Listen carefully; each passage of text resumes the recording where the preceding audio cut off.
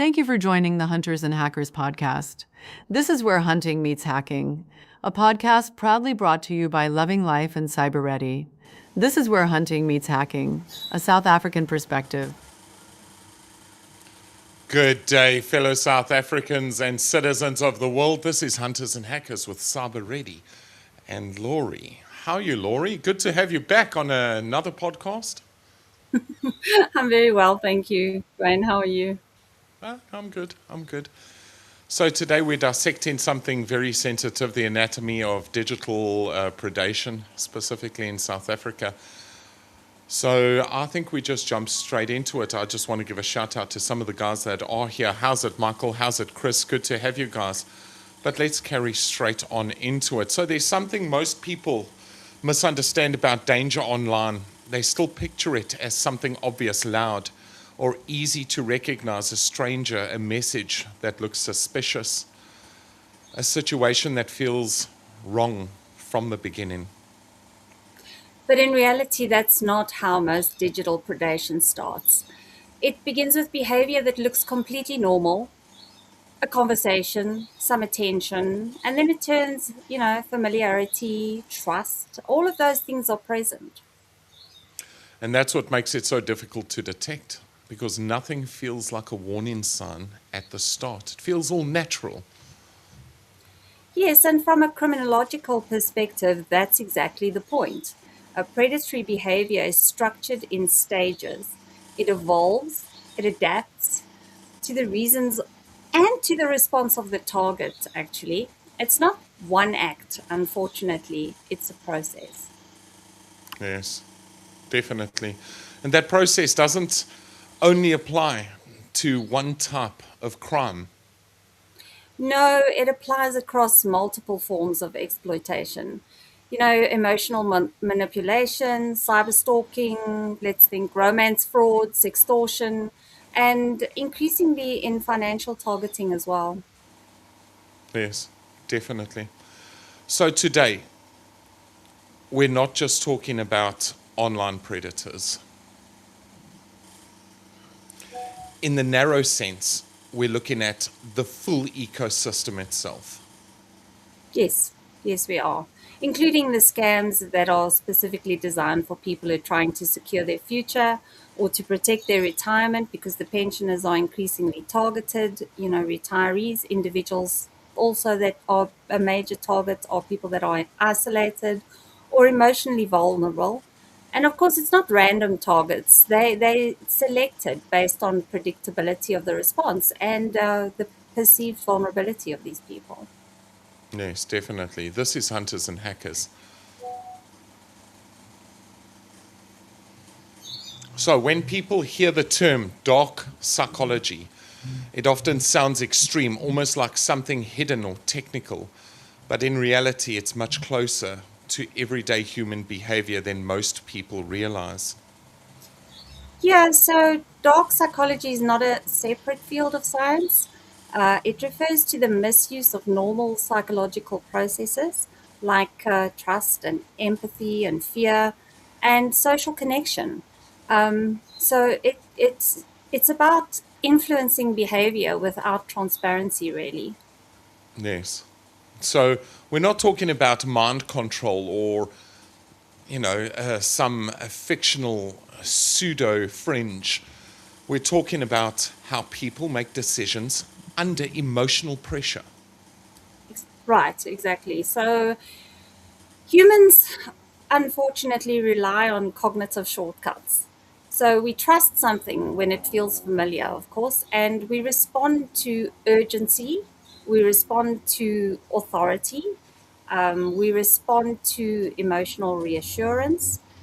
And these mechanisms are not weaknesses, they're actually part of how the brain operates efficiently. Yes. But those same mechanisms can be influenced. Of course, they can, and they can be guided, and in some cases, especially online predation, deliberately exploited. And that exploitation doesn't only show up in personal relationships or grooming scenarios, it's also very present in financial crime. That's correct. One of the fastest growing areas of digital exploitation is financial targeting, particularly scams directed at pensioners, tired people, and individuals that may be very isolated. Yeah, so what does that typically look like in practice, Laurie? Well, it starts off, it looks like a legitimate opportunity. So, an investment platform, a wealth management service, a cryptocurrency opportunity, or an offshore investment structure. The communications designed kind of to quickly establish credibility, and then using professional branding, fake testimonials, or kind of like impersonation of legitimate institutions. That's very common today as well. Yes. And that's exactly where the pressure starts building, isn't it? Yes, and there's often urgency, so you must do it today. You must transfer the funds immediately. There's very limited opportunities. We're only going to take 10 people.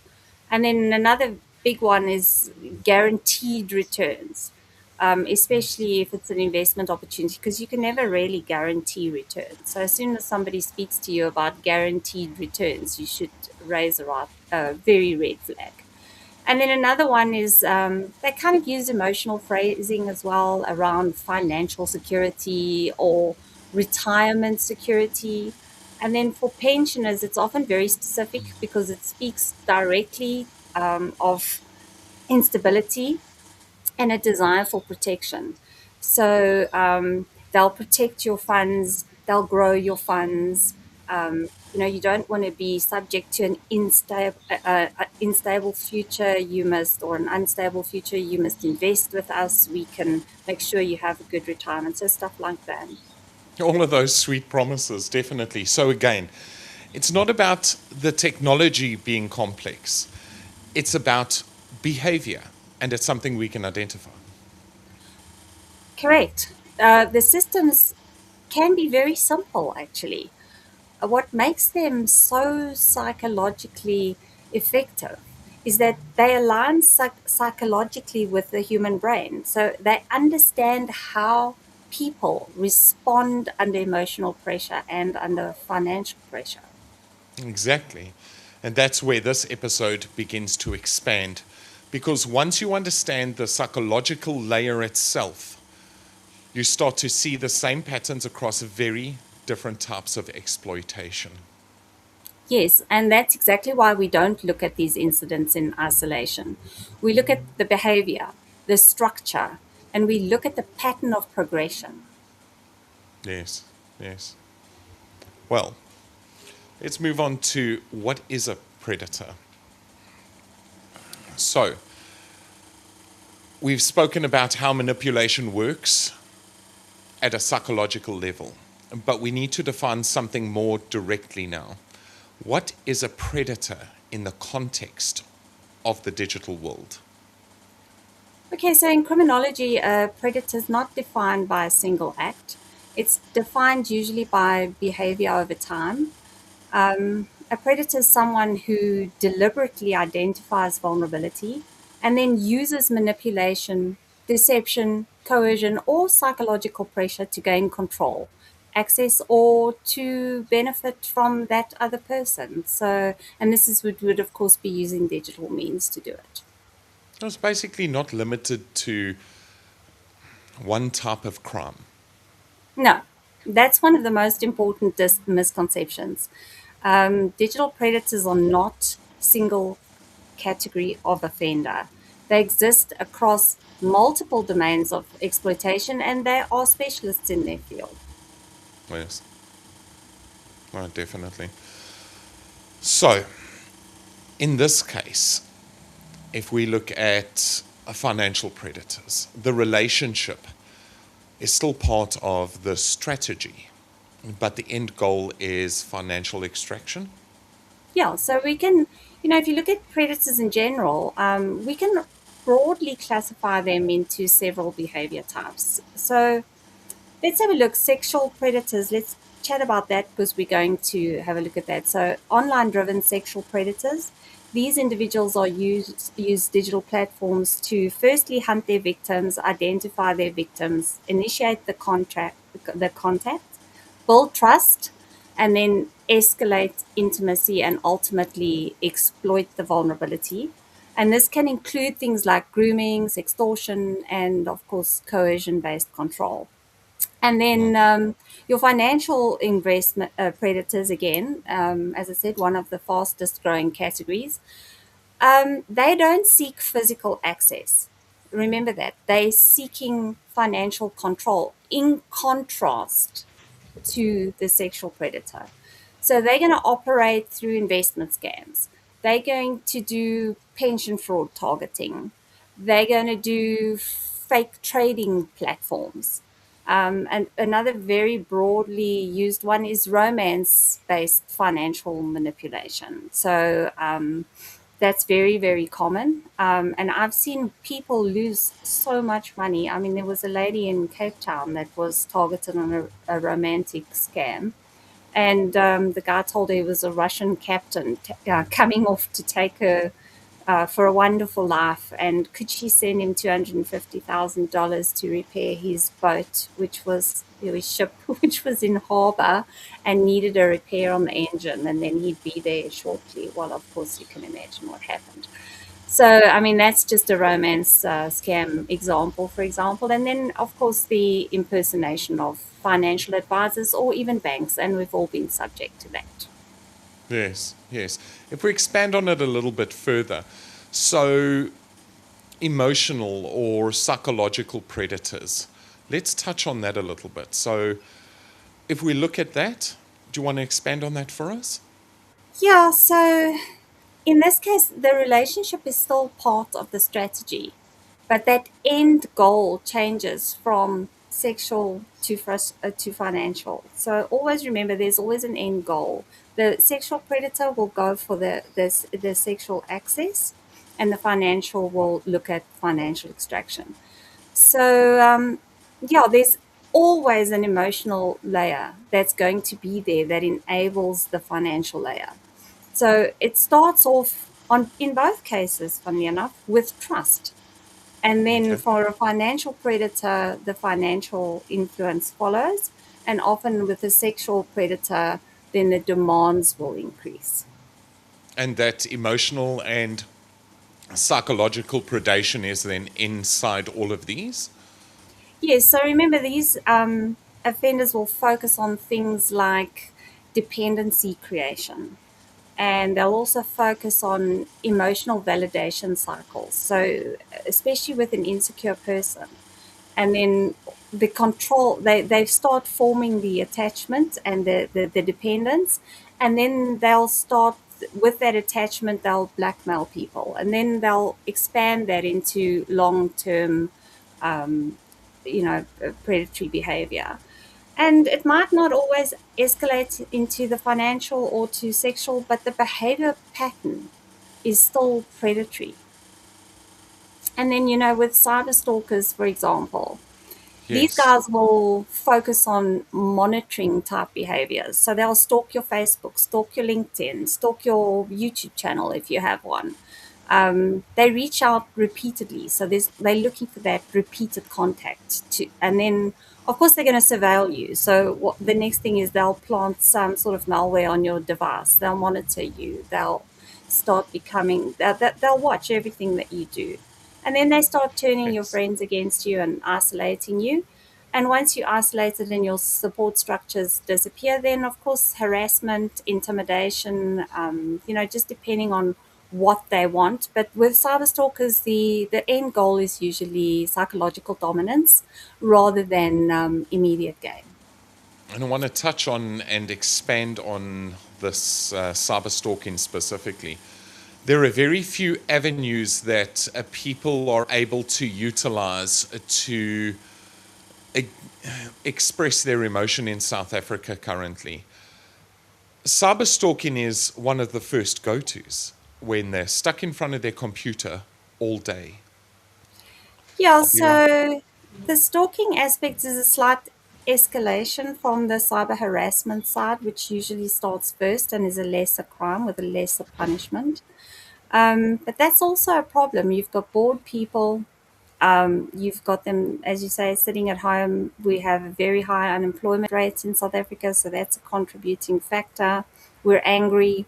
We're living under threat. We're not feeling very secure. So often, a really good mechanism is to strike out at some person who happens to antagonize you on the internet or post a post that you may not be ideologically aligned to. So it's and with the view of dominance, the stalking side is when that increases, and the major difference between harassment and stalking is that when you move to stalking, there's a credible physical threat, whereas Yes. harassment can stay particularly just online. So that's where the big difference comes with the legal definitions of cyber harassment and cyber stalking. So if we go to organized cybercrime groups specifically, if we expand to the groups themselves. Yeah.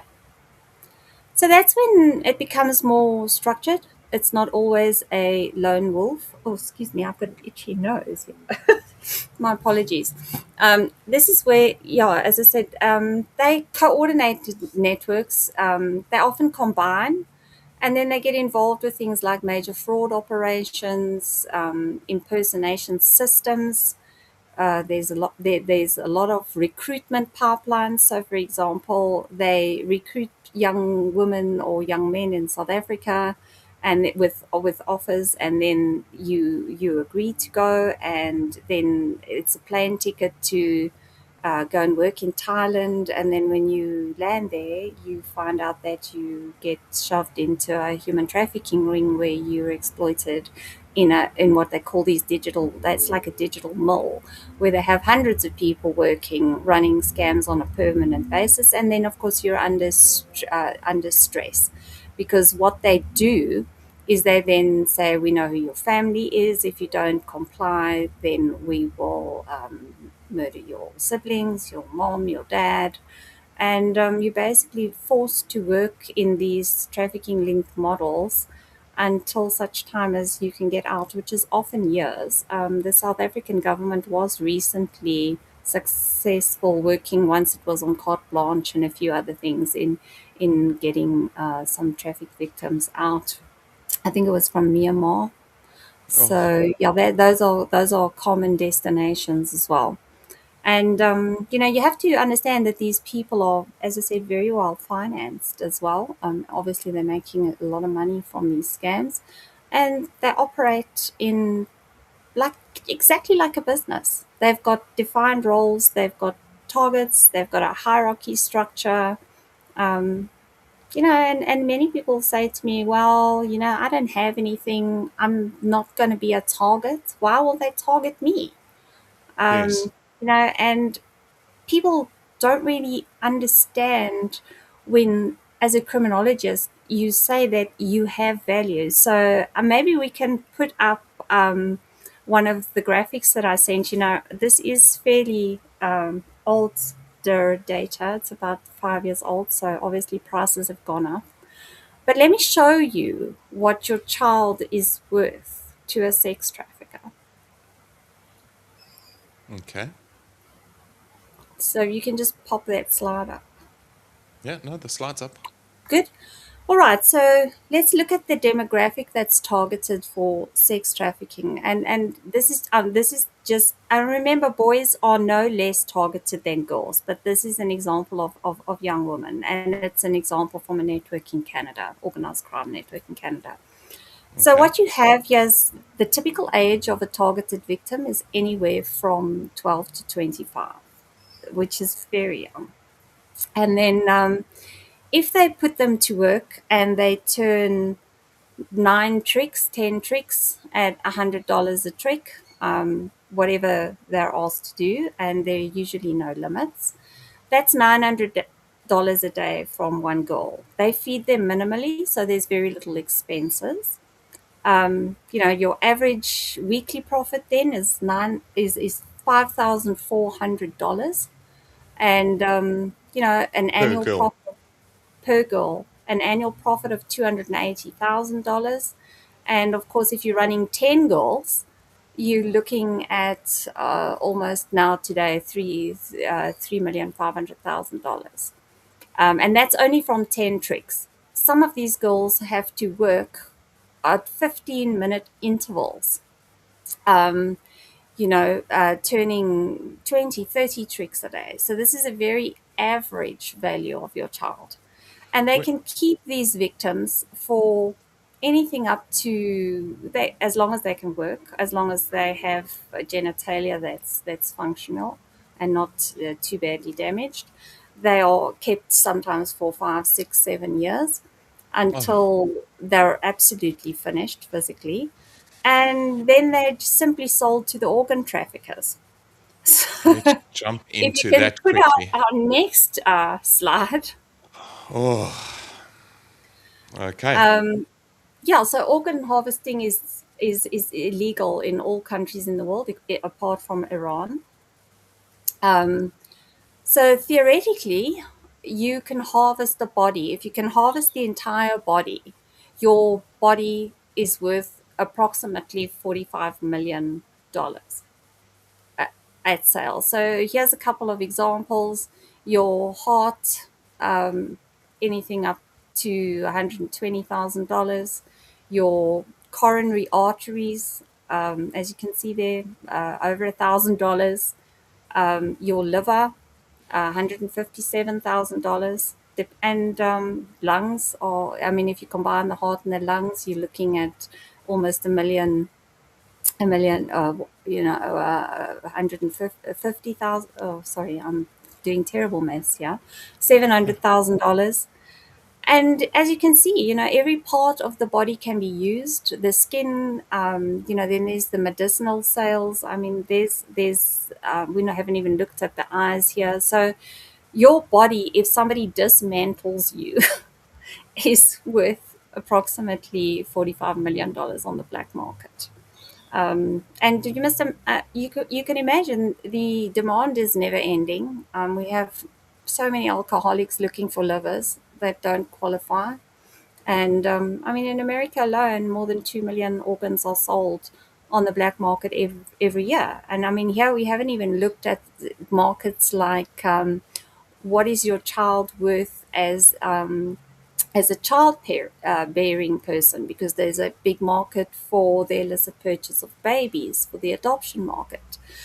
So believe me that everybody has value in a specific way. So either you can be trafficked for your organs if you're healthy, you can be trafficked for sexual purposes, and this applies equally. As I said, don't think because you have a son that you're safe. You're not safe. Boys are probably have increased in value and need. There's a very, very large population out of there that is specific to boys. So your boys are not safe, and this is why I keep telling people, stop posting photographs of your children online. You're turning them into targets. But anyway, Yes. as you can see from this, I know it'll be shocking to people, but I don't know if it's still up. There was a link on YouTube. The link is there on the slide, which we can post it in the description. And Yes. you can actually go through what every part of the body is worth on the black market. As I said, I'm not sure if it's still up. YouTube's rules keep changing, so it may or may not be there. But when I presented this presentation originally, it was there. So yeah, we're all pretty valuable. So you know what? Yeah, it's a serious threat.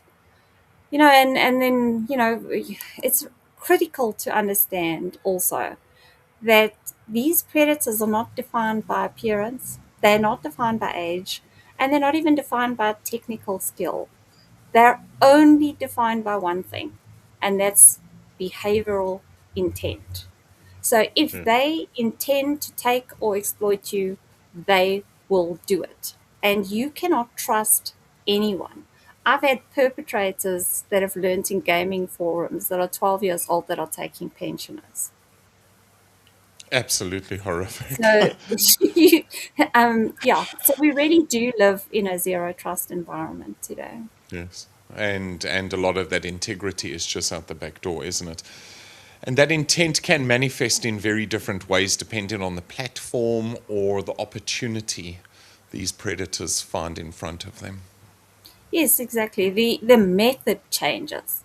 The Yes. objective doesn't change. And always remember that.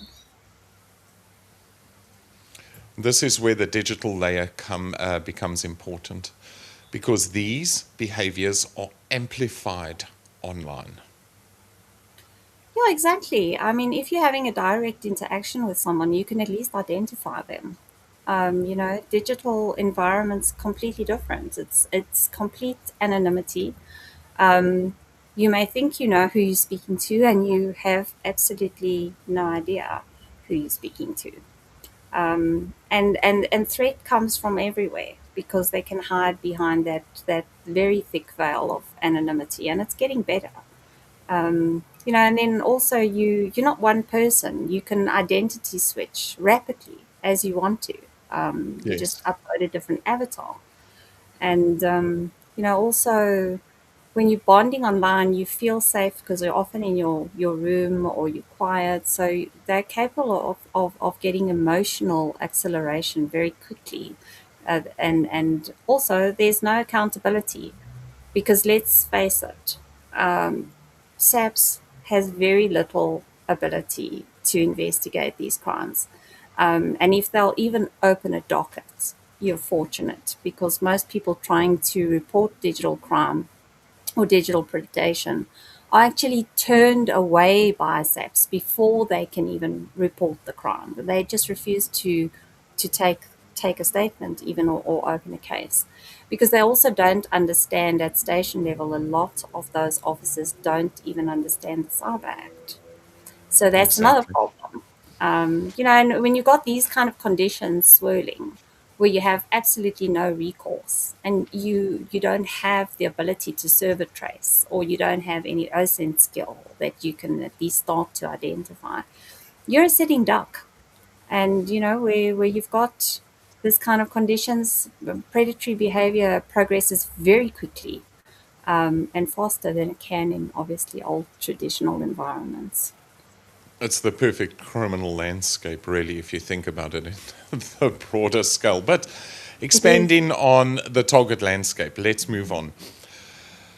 So, when we talk about targets, we're not just talking about one group of people in particular. No. So targets vary depending on the objective. For example, younger individuals are targeted in grooming scenarios. Um, they're isolated, they're emotionally vulnerable. Individuals are targeted in relationship-based exploitation because they don't have a support system.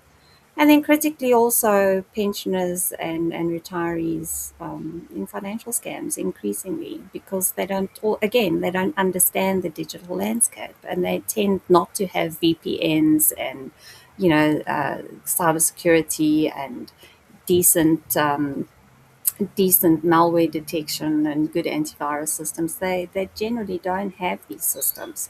So the guy will, for example, just deploy something like AnyDesk or TeamViewer on their computer Yes. or their phone and take control of it. And I can give you some really scary examples of that, which has happened. And once they have the phone and the computer, they control the finances. It is very scary, and let's be entirely honest, vulnerability isn't age specific, it's situational. And South Africa has just become the prime target. Yeah, South Africa is one of the five most targeted countries in the world. People don't know that stat, but it is. Yeah, so, vulnerability, again, it's defined by circumstances and your emotional state, and then what kind of digital exposure do you have. It's not demographics alone. I mean, yeah, sure, they count, but it's not demographics alone. So, just to give you an example, if you are a parent and you have a Facebook account and your child has a Facebook account, and you are linked. Firstly, that link is identified. And then if you post that you're getting divorced, they know that child, or you post negative things about your relationship, or you post photographs of your child. They've immediately identified a vulnerable child that's emotionally vulnerable. And that Yes, child will be targeted immediately. And this is why I keep telling people, keep your dirty laundry in your laundry basket and stop putting it on the internet. exactly. Because these guys use everything against you that you put in the public domain. And it may not, in the case of a vulnerable child, she may post that she's had a huge fight with her mom. And these predators are looking for that. You put up a you should also control your children's use of the internet, because by just making the internet freely available, you're exposing them on a continuous basis to digital predators, because they hunt and they know. If you allow your child, for example, say you limit let's just give another scenario. If you limit the time on the internet, but you say to your child, you can go online from 3 to 4 every day, that predators work that out. So vary the times, so that it's difficult for them to establish patterns, because they follow patterns. And people are not aware of that. They think, okay, well, my child knows every day 3 to 4 she can go on the net. Don't do that. Exactly. And tells the friends It's at school, online from X to X. The big brother finds out, the uncle finds out. It spreads. Yeah, so true. I mean, this is a very, very big problem. And also understand that there are a lot of apps more dangerous than other apps. And we can do a whole Yes. program on that, where we can look at the apps and how the apps are used to target children, and which ones are more dangerous. That's actually maybe something we should touch on, is even some of the protection apps. I've just gone through privately the entire list of protection apps There currently are available. There are many, and some are free, some are, or have a small payment, but usually the payment doesn't end up more than 1,500 rand a year. And you have to look at this and say, is my child's life worth 1,500 rand? And Exactly. I think there's not too And many people here that would answer in the negative on that. that'll give you information on what they're looking at, when they're looking at it, how long they're using the device, called screen time, and what have they been exposed to. Over and above that, does anyone have access to your child? A lot of this is tracked. You can even log into your child's device quietly. And that's an entire And another story unto itself, because it starts crossing a border, but we can do an entire another episode. So let's move a little bit on. So now we understand what a predator is. I mean, I think we have a pretty clear-cut understanding from here. yeah, I think we do. And then the next step is understanding how the behavior actually changes over time. Because very importantly, as I said in the beginning, the predation behavior is not static. It Yes, evolves. definitely. And that's where grooming dynamics come in. Yes, they do.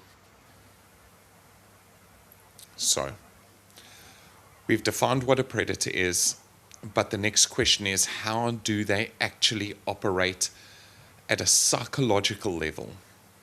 What is happening in those early conversations that allows exploitation to develop in the elderly, in your child? Yeah, so what we're talking about here, it's not mind control in the way that generally people think about it or imagine it. We're Yes. talking about a very structured misuse of normal psychological responses. So it starts off, they give trust, there's attention, then it's a little bit of fear, then it's hope, then there's urgency. So these are kind of like the entry points that they'll start to use. Okay. Um, so just remember that dog psychology is often very misunderstood as something very complex or very specialized. It's not. In reality, it's just the manipulation of very predictable human patterns, and it works because people aren't analytical by default in emotional situations, especially. So we're rational. We respond first, and then we analyze our response maybe a bit later when we're sitting thinking about it on our own and we have more time. Yes. So it's less about tricking the mind and more about guiding reactions. Yeah, exactly. It's behavior steering, really. So just like you steer your car or your bicycle, or hopefully your horseman don't always respond so well to steering, you can steer human behavior. So it's not control in a mechanical sense, but it's influence that's shaped around all the emotion and the cognitive shortcuts that we explained before. Yes. Okay, so jumping forward. Yeah. So So jumping. Sorry. the core mechanisms of the manipulation. Do you want to carry on that side? Sure. So let's start with one of the first things. Just think about it. We identify with what we know. So one of the first and the earliest techniques that they use is mirroring. Your mirror. So the language you use, they'll mimic. The tone you use, they mimic. Interests you have, they'll have the same interests. The emotions you express, they'll align. So the goal is to make them familiar to you, to seem similar to you. Because when you have somebody that's similar to you with similar interests, you trust them easier. So that's always the entry point, is that mirroring techniques that are used. Yes, and that trust forms faster online because there's less real world verification over and above that. No body Exactly. language. There's no physical or shared physical environment. So the brain fills in the gaps with assumptions. And of course, if you've got a positive feeling about the guy, you'll fill it all in with positive assumptions. So it's much easier, and that's where you have this acceleration of trust. So under normal circumstances, you meet somebody, you get along, you kind of trust them a little bit, but then it develops slowly because you've also got a lot of other cues that you're taking into account. If he tells you he's a millionaire and he's driving an old Ford Bucky from 1998, you have pointers where in the digital environment you don't. So you've got, and also in the real world you don't see someone every day. There's another one. In the digital world, it's like they into your WhatsApp, and if you're not communicating, then they sulk, and you've got this per- constant and ongoing violation of your space. So it's constant communication that you can't get away from. And then every time, when it's all new and exciting, every 5 minutes you're on your phone and you're looking, and it's all very interesting. And you're probably not speaking to who you think you're speaking to either. And then Yes. of course, there's the emotional validation. So when something goes wrong in your life, they're on your side, they're propping you up, they're taking care of you, they're telling you you're right about everything. And of course, in a divorce situation, or if you've just lost somebody or you're angry at someone, then you're more open to that as well. The And of fight course, with mom and dad. yeah, exactly. And with kids, there you'll get perceived understanding. I understand your parents are harsh. Maybe you can lean a little bit more on me, and we can, I can fill in the gaps for you, or you can treat me as a mom, or I'll be there for you.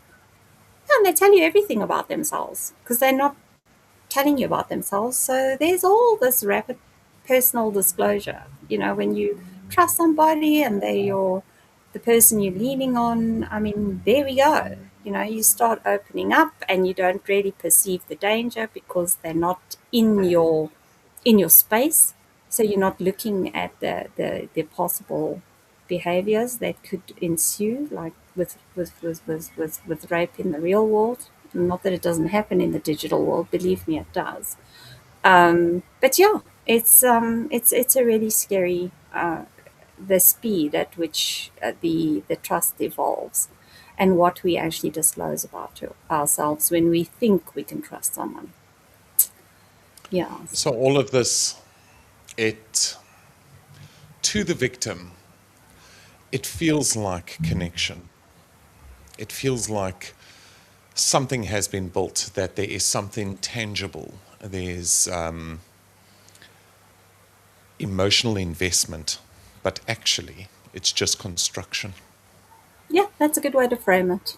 Exactly. Yeah, and then then we also can, moving on a little bit, we can look at emotional reinforcement loops. Once your engagement is established, then they start with the reinforcement. Then suddenly the attention that they were giving you becomes reward. You know, withdrawal. Then again, when you needing to withdraw, it becomes uncomfortable for you, and then you have this behavioral loop. You know, they'll either you withdraw and then they'll make it uncomfortable for you by nagging you, or they withdraw, making you need them more because you're looking for that constant contact, and then you start becoming the initiator, and then that loop just continues and continues and continues. And that loop is what keeps people engaged even when something feels slightly off. They need it. Sometimes even more than slightly, because that emotional reinforcement can Yes. override any Very. analytical caution that you may have. Yeah. Yes. Okay. Online platforms. It intensifies this process specifically.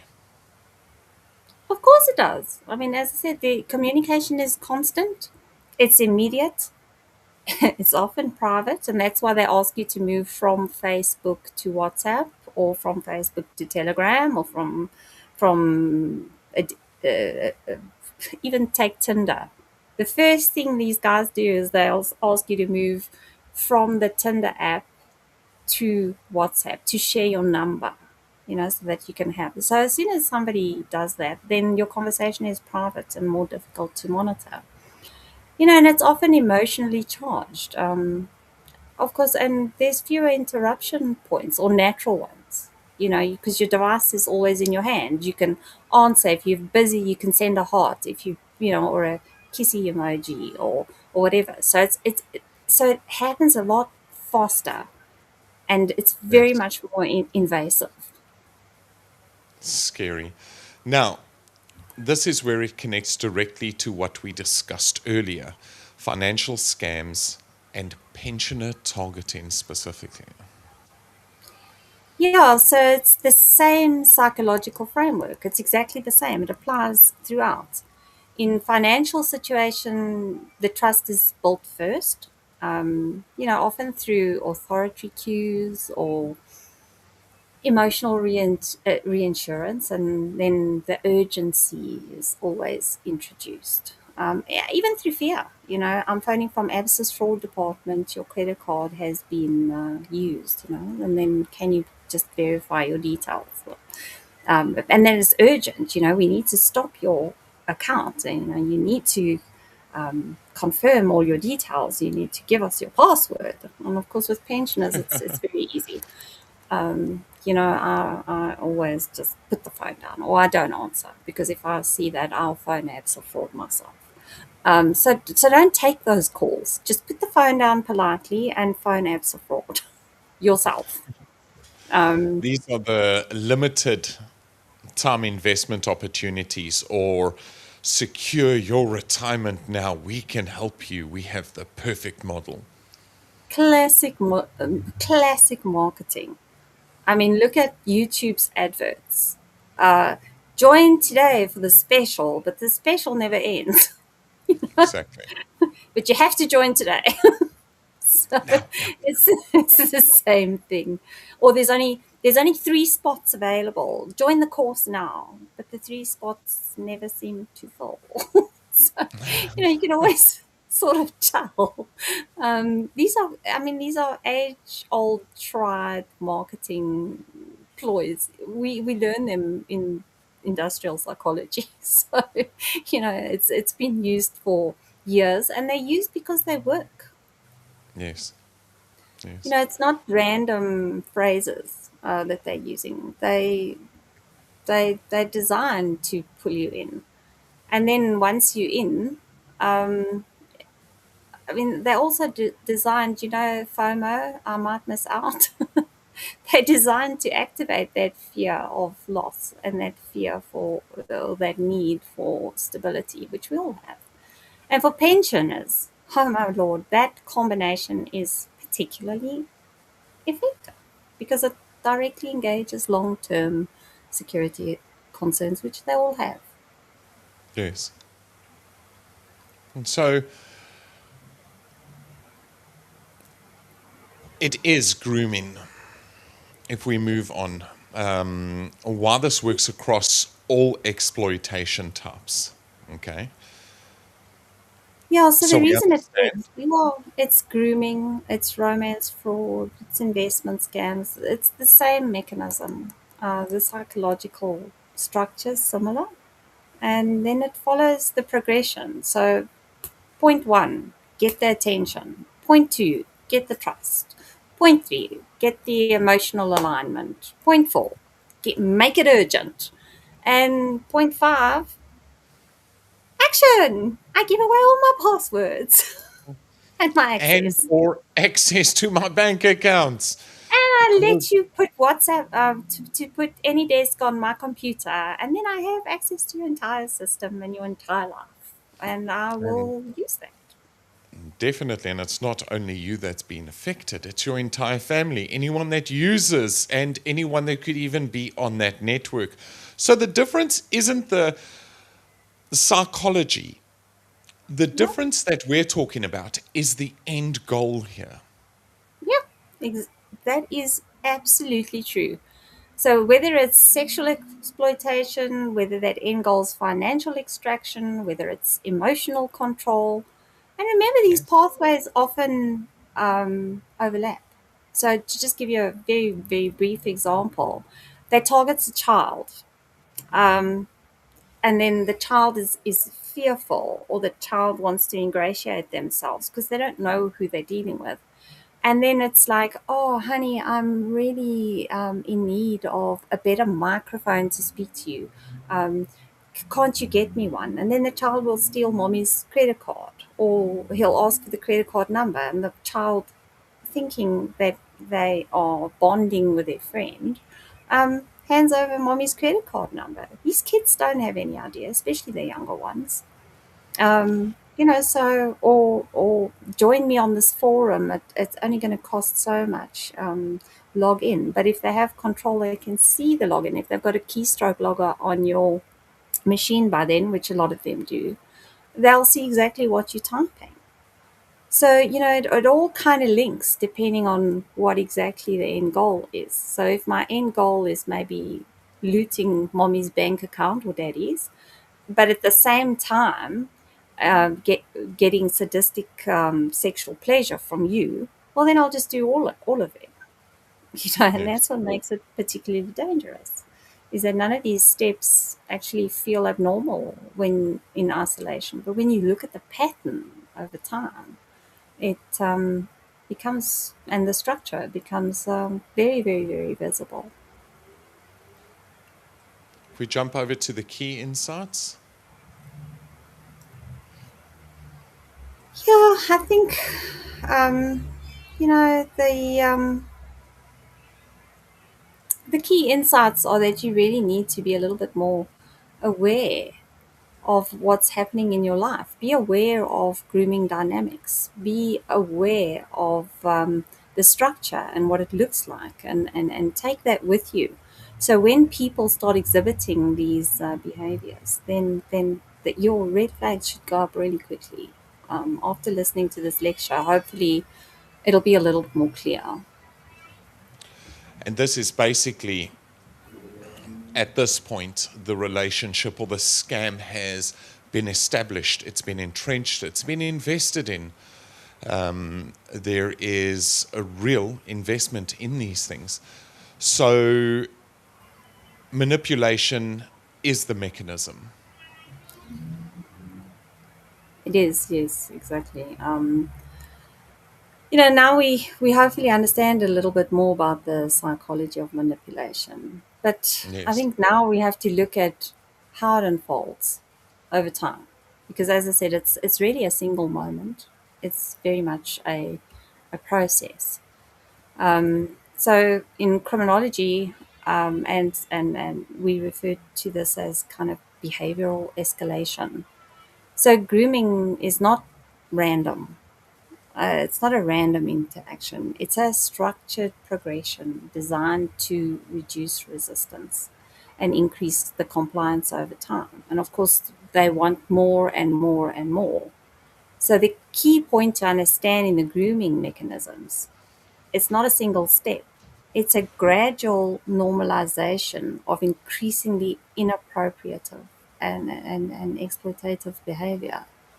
So each step is little, it's small on its own, but collectively they're manipulating you down a very specific path. And to identify it, obviously it's not easy, but you start seeing the patterns. Predators observe you before they engage really and truly. So they're looking for indicators, as I said, emotional vulnerability, loneliness, responsiveness to attention. I mean, they're not going to come and approach me, for example, because Yes. I don't care what people think. I really don't care. I'm not interested in somebody coming and telling me you're pretty or you're cute or whatever. I'm not interested in that. I will just literally go con artist and shut them down. But a lonely person that's socially isolated with the same approach will respond. So, of course, they're going to feel you out in the beginning. If you're financially insecure, are you a target for financial manipulation? If you're very secure and well, not intelligence. Intelligence has nothing to do with it, because very, very intelligent people get taken. So Oh, most it's certainly. not, yeah, that is not an instance. But if the vulnerability factors are there, then you will obviously be more subject to being be targeted. If we move on, let's move more towards the grooming dynamics and escalation models specifically. So, so far we've looked at the psychology behind manipulation. Now we need to understand how it actually unfolds over time, because this is rarely a single moment. It's a systematic process. Let's dive a little Yeah. bit into that. Yeah, so in the digital environment, they're going to observe you. And as I said, it starts there. They'll look at your social media activity, your patterns of engagement. What are you posting publicly? Are you emotional online? What do you express and what do you not express? And then they'll start with the initial contact. That's deliberately low pressure. It's very casual, non threatening, as we've discussed. So we don't need to go into that too much more. I think we've covered that. So it doesn't look unusual. Yes. Um, you know, at that stage, abnormal behavior would trigger resistance. So they don't go there. It's all designed to feel very natural, normal, everything is good. Then we've already discussed the trust formation. So and the mechanisms they use for that. So I don't think we need to go too much back into that. And then there's the isolation phase. That's the next one that we love to do. So yeah, so they start isolating you. They get you away from your support system. They separate you from your family, from external influences. This is very subtle often, and it Yes. involves things like encouraging you to be secretive. Don't tell mommy or daddy, or don't tell your family. Then, as I said before, the private communication channels move here, there, phone me, whatever. And then it's all the external relationships start becoming undermined.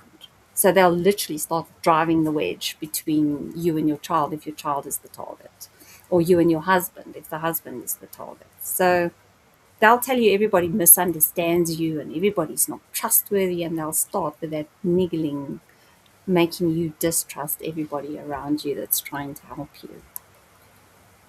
So the victim's reference point starts shrinking, basically. That's what happens. So you just Yes. now stop trusting everybody around you, and that increases the dependency on the offender. So all your emotional and your informational validation comes from them, the very person that's Yes. exploiting you or planning to exploit you. And then, obviously that's the next stage is really the normalization of the boundary shift. So this strange boundary shift now becomes normal to you because he's your point of reference, or she is, depending on if it's a male or female. And that's a critical escalation point, because the boundaries start shifting gradually, and you start assimilating this behavior into your behavior, and it's the inappropriate behavior now feels familiar, and that's achieved through the repetition of the behavior, your incremental requests for increasing the sexualized behavior, for example, the emotional framing of that behavior. Oh, it's okay, you're doing, it's normal. You don't need to feel bad, you feel good, and then obviously the gradual exposure to a whole bunch of new expectations that suddenly you're now Exactly. in the grips of. Yeah. It's not a sudden crossing of boundaries, it's a slow repositioning of what feels acceptable. And that's why the detection is so difficult. Scary. Yeah, so then we can move on to the next phase, which is the exploitation phase. Exactly. So then at this stage, the objective becomes active. Now they start to work. And then it depends on the offender type what this involves. So your sexual exploitation, your sextortion, your requests to send videos, to do certain acts. I mean, there have been acts where these predators have actually forced children to masturbate, and then they get that video and then they threaten.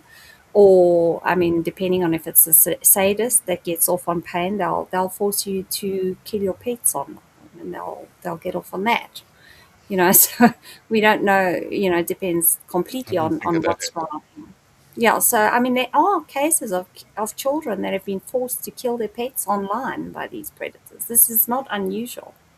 I It's mean, when so, you're talking about that type of level, I yeah, mean, at that point, a trust is so established. I mean, ex- yeah, it's it to sure. expose yourself online and masturbate or to kill a family pet. It goes worse than that, Dwayne. They are asking children to cut themselves online, to induce physical pain online, to basically rape themselves. This is the levels of depravity that you're actually dealing with. And they do. I mean, it's unbelievable. There's I mean, if it's a real sadist, they may even force the child to commit suicide online. And then they'll go and sell that on the dark web. So they're making money off of it as well, because there's lots of sadistic Yeah, people I've out heard there. of it. So I mean, these are the types of exploitation that we're dealing with that people don't usually think of, usually, because they're not exposed to it. And then we got the financial, which is just extraction of everything you own. Yes. And they use coercion, manipulation, anything they can use, they will use. So any information you've given them over the grooming period, they will use it in this phase. And then obviously that becomes recruitment. And when they'll recruit you then after they've scammed you into that exploitative network, and then you'll become part of the network. And people don't understand that usually human trafficking rings are run by a previously trafficked victim, or not run by, but they're used to coerce the victim because they've been there. So they get promoted through the trafficking ring. And then they actually become the person that's responsible for the control of the new victims. And yeah, that's just how the cycle runs. Yeah. So it doesn't necessarily end after the first incident. I mean, the person's been scammed. They feel like they are invested in the scam almost because they've lost so much. There's some people that lose millions. They don't want to let go of what has happened to them. Or they've paid into the financial scam, and they're not yet aware that it's a scam, because these things can drag on for a long time. And then they go Yes. and tell all their friends at the bowling club, if it's a pensioner. And then they get them all invested, and then they start giving up. So, in actual fact, they become the network to access to their friends and Yes. their acquaintances. So they're actually working for the traffickers before they actually realize it, or for the financial organized crime organization before they even realize that they are. And without those around you, if we look at the digital acceleration layer, all of this happens faster online than it ever would in a physical environment where you have your family around you in a public environment.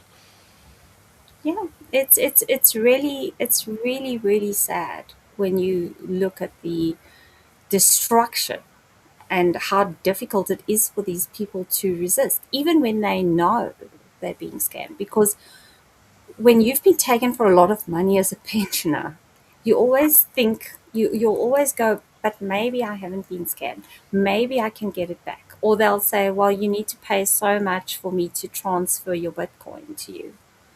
Yes. There's transfer fees, and then they'll put a little bit more in. So the relationship itself becomes almost the mechanism of control, and then you justify that, or you negate that, um, by trying to convince yourself actually that there's no scam, and you're going to be okay and everything's going to be okay, because we don't like to accept that we've made a very big mistake.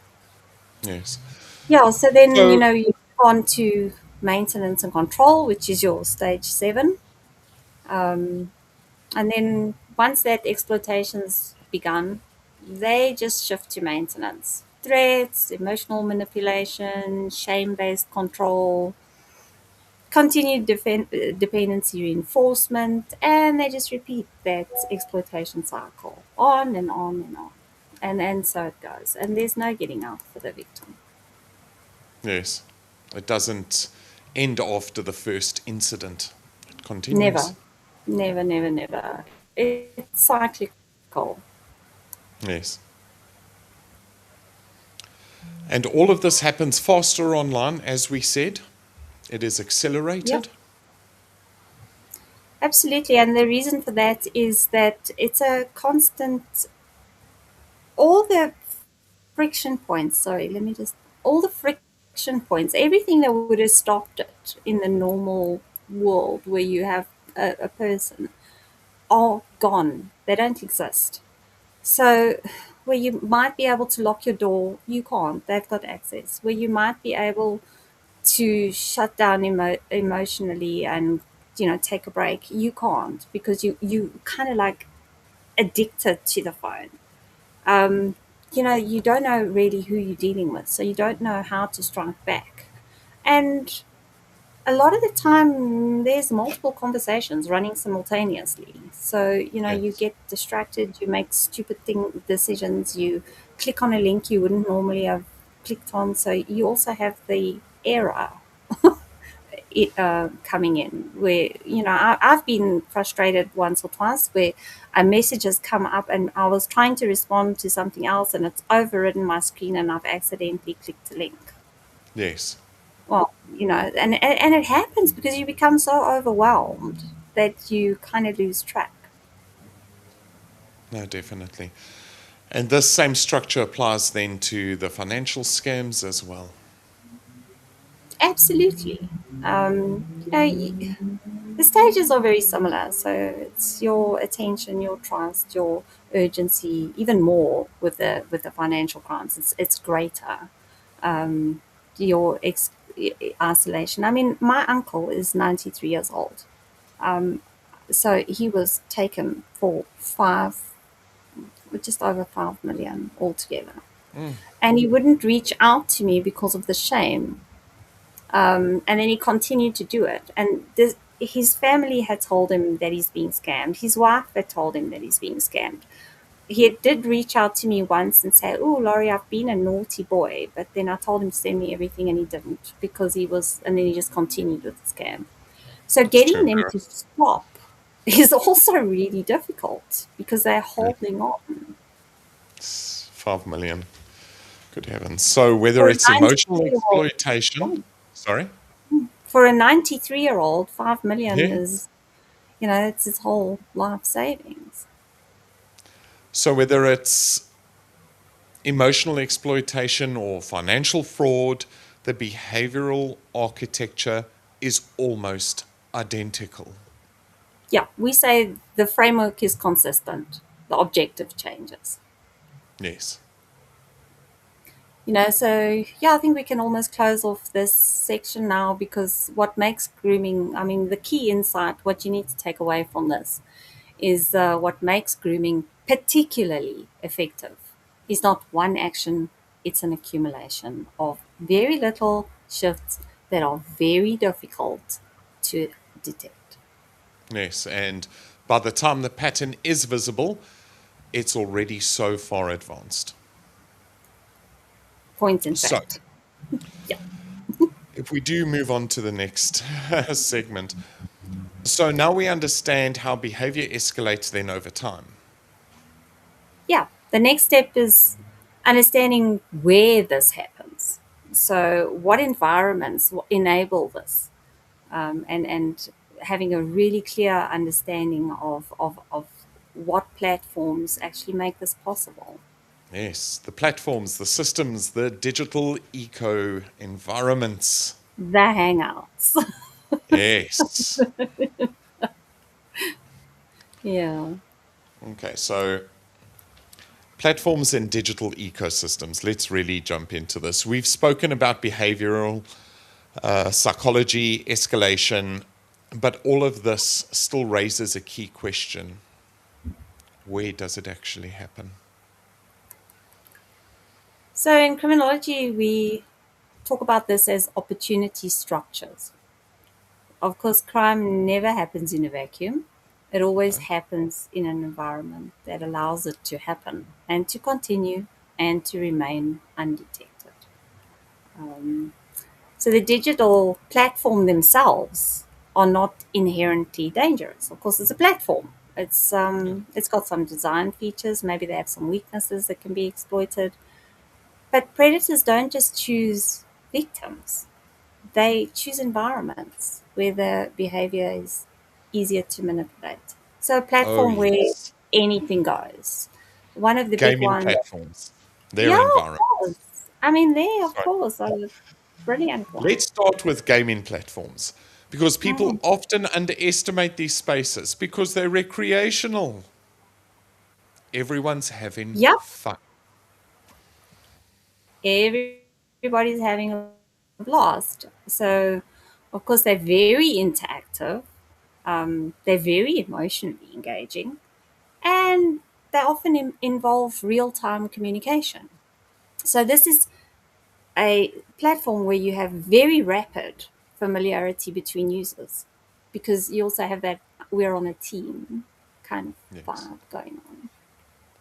So, if we look at how the exploitation happens here, your voice chat removes identity verification in a lot of cases. Your team based players, there's an instant connection, and it might be teams of one or two or three or four or five, but you can always take that offline as well if once the bond is formed. Again, most gamers are addicted to whatever game they're playing. So they're back there all the time.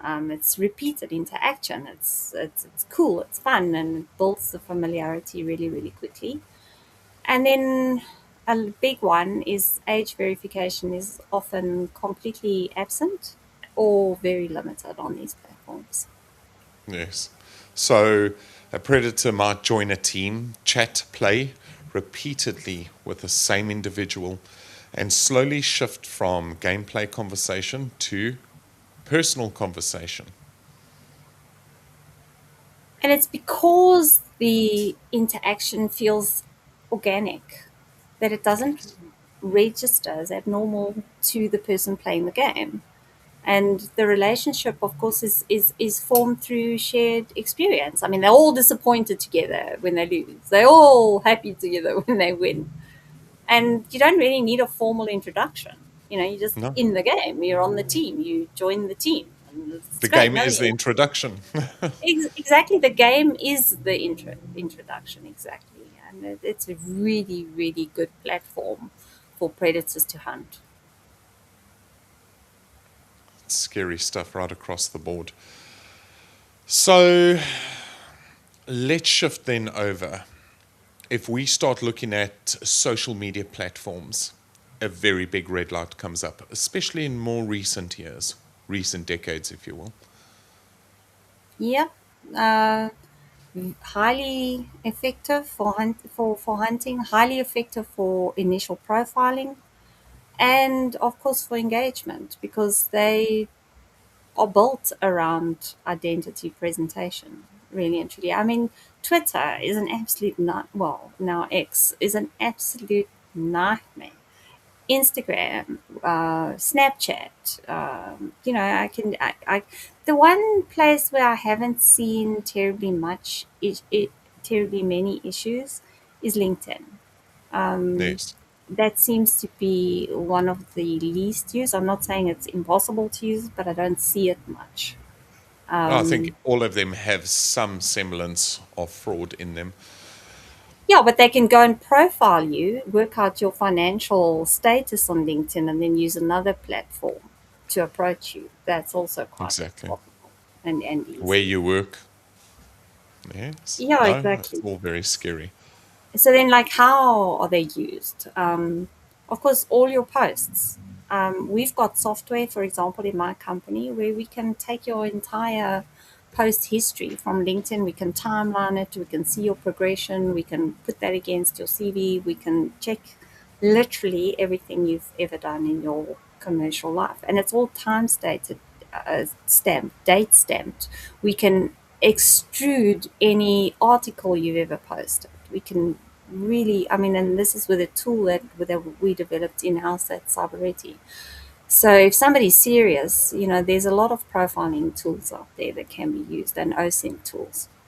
Um, Just on a just on a bit of yeah, a humorous angle, Tokolosh, LinkedIn is Twitter for HR chicks. I'll absolutely. never forget that. Tokolosh, I will never ever forget that. It is burned into my brain. It is there. Yeah, I I will mean, never there's, forget it. there's no running from that one, No, that is beautiful. Oh my but it word. is Sorry, fun. Laurie, you were saying. Yeah, so again, you can see the likes, the comments, the activity patterns. These are also analyzed. Um, your direct messaging allows that first step in the privacy escalation, and Yes, then the algorithms can also inadvertently amplify vulnerability exposure, which they often do.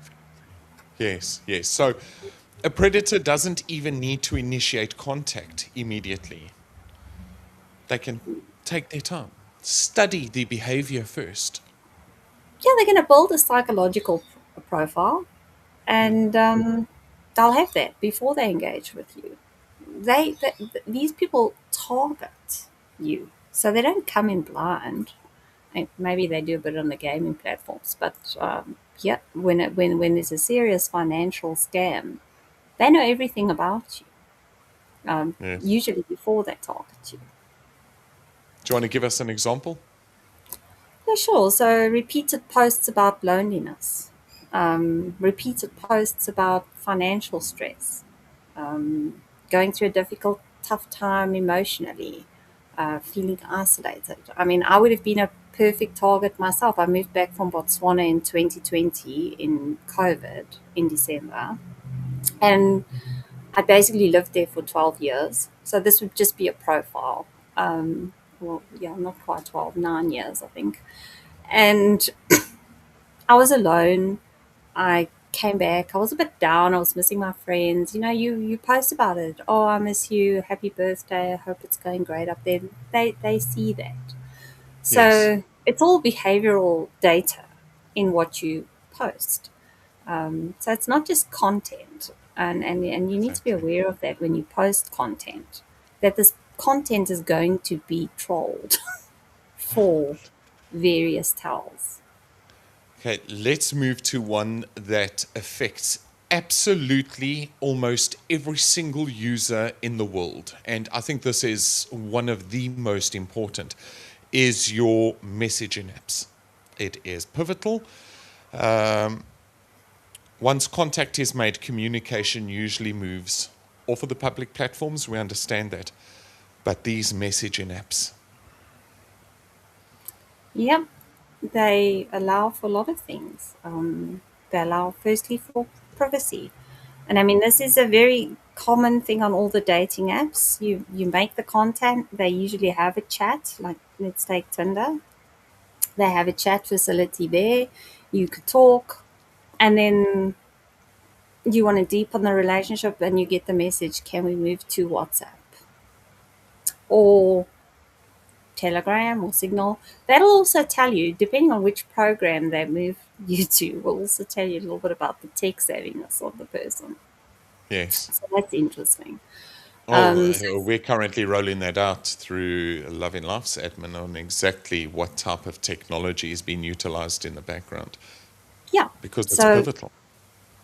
WhatsApp, it's easy for law enforcement to, well, I wouldn't say easy, it's still challenging, but it's easier to get a warrant or a subpoena served. Whereas Signal, good luck. Although, a company like mine, we have the capacity to scrape those Yeah. messaging apps, but most people don't. And if you Um, go to Signal, I mean, Signal is end-to-end encryption and it's only kept on the device itself. So you yeah, physically need one of those devices. If you and I were chatting and we were chatting via Signal, you would physically need that in your hand in order to read those Signal any messages. normal Whereas, person, yes, but there yes, are ways. is it? Still on Yeah. Signal, there's ways. Yeah. Oh, yes. Oh, yes. There are Okay. ways. Yeah. So, a lot of the time, these guys are also confident, depending on, they think exactly that, and they don't understand that there are ways. But those ways are beyond the financial means of most people. Yes. Because again, you sit in this, WhatsApp is end to end encrypted, but it sits on meta servers. Which is an open book to, as we well know, a lot of people that have already hacked into it in the past, and that's a bit of a nightmare unto itself. Yeah, But not to get bogged down, but AI is going to make those platforms much more hackable and much faster because, I mean, we're not even looking at the AI developments yet. which is what we touched on last week. Exactly. So we won't revisit. Right. And then obviously they move to these platforms for a couple of reasons. The conversations are no longer visible to any outsiders, also, they think. The emotional tone can intensify without interruption. That because I don't need to go on Tinder and open my app; they've got direct access now. And secrecy is also it becomes very much part of this relationship dynamic. It's the shadow of the relationship. There's no sun being shone onto the relationship when you're chatting in a public group that has 1,000 members. It's very difficult to target. But if Mhm. you run off to one of these messaging apps, it's very much in the shade. They can conduct what they need to conduct. So A normal conversation on social media becomes private messaging, and then becomes daily contact, and then becomes dependency. Yep. And the platforms support that escalation because, of course, the more you use the platform, the more money they make. The more addiction, the more. So dating platforms. Let's touch on Um, dating platforms. Oh, go for it, Laurie. okay, there are many, but like let's stick with Tinder because everybody sort of knows about that one. So here comes a completely unique dynamic because here you've got intentional emotional openness. So you'll get a contact, and then somebody will say, "Hello, how are you?" And then you're all excited because you got a match, a match, yes. And then it's the initial contacts made. Half of these people have got fake identities, so that's pretty common. Um, and then it's kind of like, what do you want in a man for a woman? Oh my God, isn't that just the most pathetic question to ask somebody? I mean, talk about stereotype. But they're looking for what's going to appeal to you. And they have whatever they've got on their profile, which is usually rubbish. And then it sort of turns very emotional, and then they're telling you about themselves. Oh, I'm recently divorced, and I'm looking for a permanent relationship, and And they a just whole want to bunch get you of into bed. Tinder is Tinder yeah. at the end of the day, let's be honest. Well, some of them are really honest about that. They just go looking for a hookup. That's all fine. So That's you what do I get the see odd Tinder date. as, Laurie. I just see it as a hookup platform. I believe it's an app that you load up onto your phone, and as an American would say, it's a booty call app. What else is it? Exactly, exactly. And, it's, I don't know. You can also use it as an entertainment app, but it depends on, again, how much chances do you want to take? Because you can agree to meet a complete stranger. You're going there, you don't know who you're meeting, and anything can happen. I mean, we're not only talking about rape and stuff, we're also talking about kidnapping, which is a big business in South Africa. So, Yes, yeah, you massive. could open yourself up to that. And it's Um, expanding right now as well. yeah, of course. And then Kidnapping obviously, specifically. again, it's you introduced under the guise of relationships. So they already know that you're open to a relationship, or why would you be there? Yes, yes. So Um, the environment itself reduces the resistance because people expect honesty even when there is none. yeah, it's a very strange programming of humanity. Well, that's, I don't know. Let me say it. It's so primal in a way. I feel that it's coupling that, it's just morals have gone out the door. I don't know how else to say it. I'm happy the way I am. I've been married for 20 years. I have no interest in these things. But from what I've heard, it's absolute nightmares right across the That's board. And there is that primal, you know, uh, what would you call it? It's just this, sex drive or whatever they want to. And there's just, no control. That's the way I see it. free sex. Yeah. Let's jump over to financial and investment platforms. Enough with Tinder and all of the free sex. Okay, so financial and investment platforms. Do you want to jump into that? Of course, this is a very quickly growing and very significant area. Especially in SA. Um, yeah, because it presents itself as a legitimate, sort of structure, which it is not. So, I mean, you've got all kinds of things. You've got fake investment websites that mimic real financial dashboards. You've got fraudsters that impersonate financial advisors or brokers. You've got victims that are shown growth on completely fake accounts. You've got pressure to reinvest. Maybe they let you get some return, and then you get a little bit braver and you put more money. So you increase the second deposit when you think you've scored from the first one. And then, of Yes. course, the withdrawals are blocked or delayed or under false pretenses. Another big problem we have in South Africa is tender scams. Because if you're on the government suppliers database, God help you. The amount of fake tenders out there. And these guys have created fake websites with fake products, and then they direct you to those websites to buy from. And then the delivery, of course, never happens. So, I mean, South it's Africa is the rampant. biggest victim. The state itself is the biggest Oh, victim well, the state itself is not only a victim, but it's a perpetrator. as well. So, Both sides. yeah, it's both I sides. think of this road accident fund. I heard of a person that would fake accidents. That's all they would do. And they wouldn't do it often.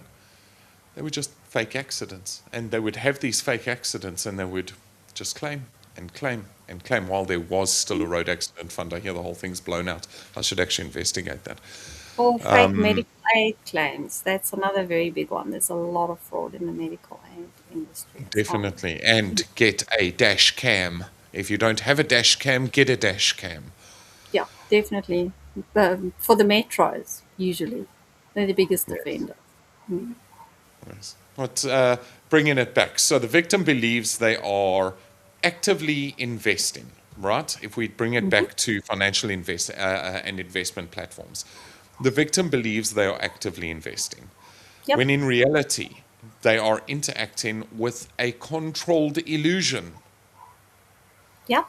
And that's why the pensioners are so often targeted, because their emotion framing isn't just profit, it's what they need. It's security, retirement, stability. Every single one is framed like that when you are targeting a retiree. I've already given the example of my uncle. Low risk investment, no risk. It was Bitcoin, but they didn't tell him that Bitcoin's massive risk. But low risk investment opportunity. I promise you'll get stable monthly returns. Very professional looking dashboards. Look, you can check your money here. Here's You uh, still have access to it. your Look, here your it is on the crypto. screen. Yeah, exactly. Your whatever account. And then, as I said, the small returns can be shown to build the trust, but you can't get the money out. And then larger deposits and eventually restricted. So yeah, it's really sad. And encrypted platforms are not inherently problematic, but heck, listen to me, they reduce transparency. And Yes. that's why they use them, because they conceal your identity. They remove all the external oversight. The private escalation of control is a myth, and there's difficulty in tracing the behavior patterns. So they're covered on all sides.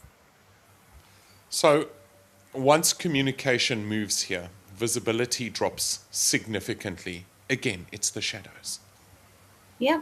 And, um, that benefits any form of exploitation. If it's Exactly. emotional, sexual, financial, it doesn't matter. It's all forms again. So we Yes. come back to that. So yeah, so just on the takeaway from this, just remember it's not the platform that creates the behavior. It's the platform that enables the behavior. So Exactly. your offender will always select the environment that best supports his method of influence. And they will work in that environment. So the real risk is not the platform itself. It's the combination of behavior and opportunity. They know where to be and they know people that are on that platform would be their target or they would bring them to that platform. Yep. Let's jump straight over. So now we understand where this is happening. Hmm. Yeah, well, I think we can look next at the warning signs and the behavior indicators, what to look for, the red flags that people so often miss or don't see. Yes. Yeah, so we can take a look at how you actually identify it, and I think that's going to be a very interesting section. It is, it is. So we're jumping then over to warning signs, language patterns, and visual indicators.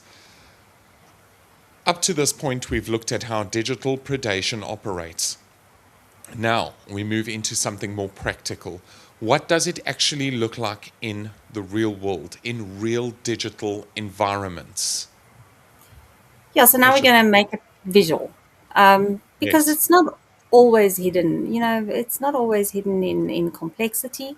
Sometimes, and most often, it's hidden in plain sight, in language people use, in symbols, and in repeated behavior patterns.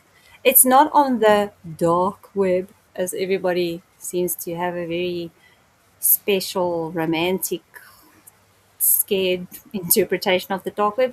Most exploitation is on the clear net or the surface web or the open internet, and in the deep web where you need to put in a password, like Facebook. Once you're in your own Facebook profile, you're in the deep web because you had to put in your username and password. So people don't really understand that, but that's kind of it.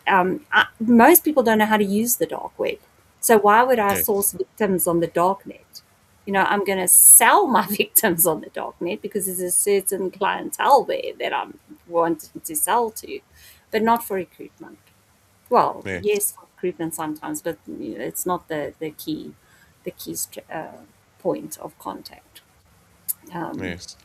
yeah, so looking at that, there's no single indicator that is going to confirm exploitation. There are what we call clusters of signals. Yes. So when these things appear together, they're going to allow us to form a behavioral profile that's worth investigating or not, or allow us to exclude. I just want to touch on something here quickly. And I love it. Lynn says, mind blowing how AI can create a fake hunk. Would be very wary. Do you know our viewers have a sense of humor, and I absolutely love it. And also, Lynn, we know you're busy. We always know you're busy. I'm glad I don't have spare time. And Tokolosh, you're very right. The loneliness, it's the loneliness that is the killer. Too true. Yeah. Let's just take a look at what And you Mel know what? says Many now. people would rather engage and have the fake hunk as the boyfriend these days because we now have AI that will become your online boyfriend. So Yes. maybe it's safer, except if someone hacks the AI and then That all will everything is even all this can be worse. independently message you during the course of the day if you wanted to Yeah. constantly message you, how you doing, baby? Is everything great? What a And fake you can train relationship. it. And you can train. And now if you look at these robots that are coming out of China, you can imagine that model applied onto that robot. Yeah. There's real risk of the human race, yeah, of the next You know, generation. deviating but not too much. Do you know that you can actually order? So if you have a particular interest in a specific child, you can send a photograph of that child to China and they will make the sex doll in the image of that child. So you can actually order your type exactly as you want it for your Chinese sex doll toy boy You see, or girl boy. I should never ever be in state because I would use that list to arrest a lot of people. It's just my opinion. Yeah, but it's 'Cause interesting because you can it's exactly start where you your need to exploitation on the doll and then go and play kidnap out your the sick fantasies.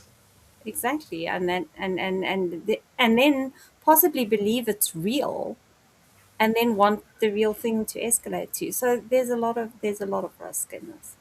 That is so warped, and what's scary is it isn't the worst of stuff. Oh The no, stuff that no, we no. go through, that isn't the worst of it. As warped and totally skewed as what it is, it's not the worst Yeah. of it.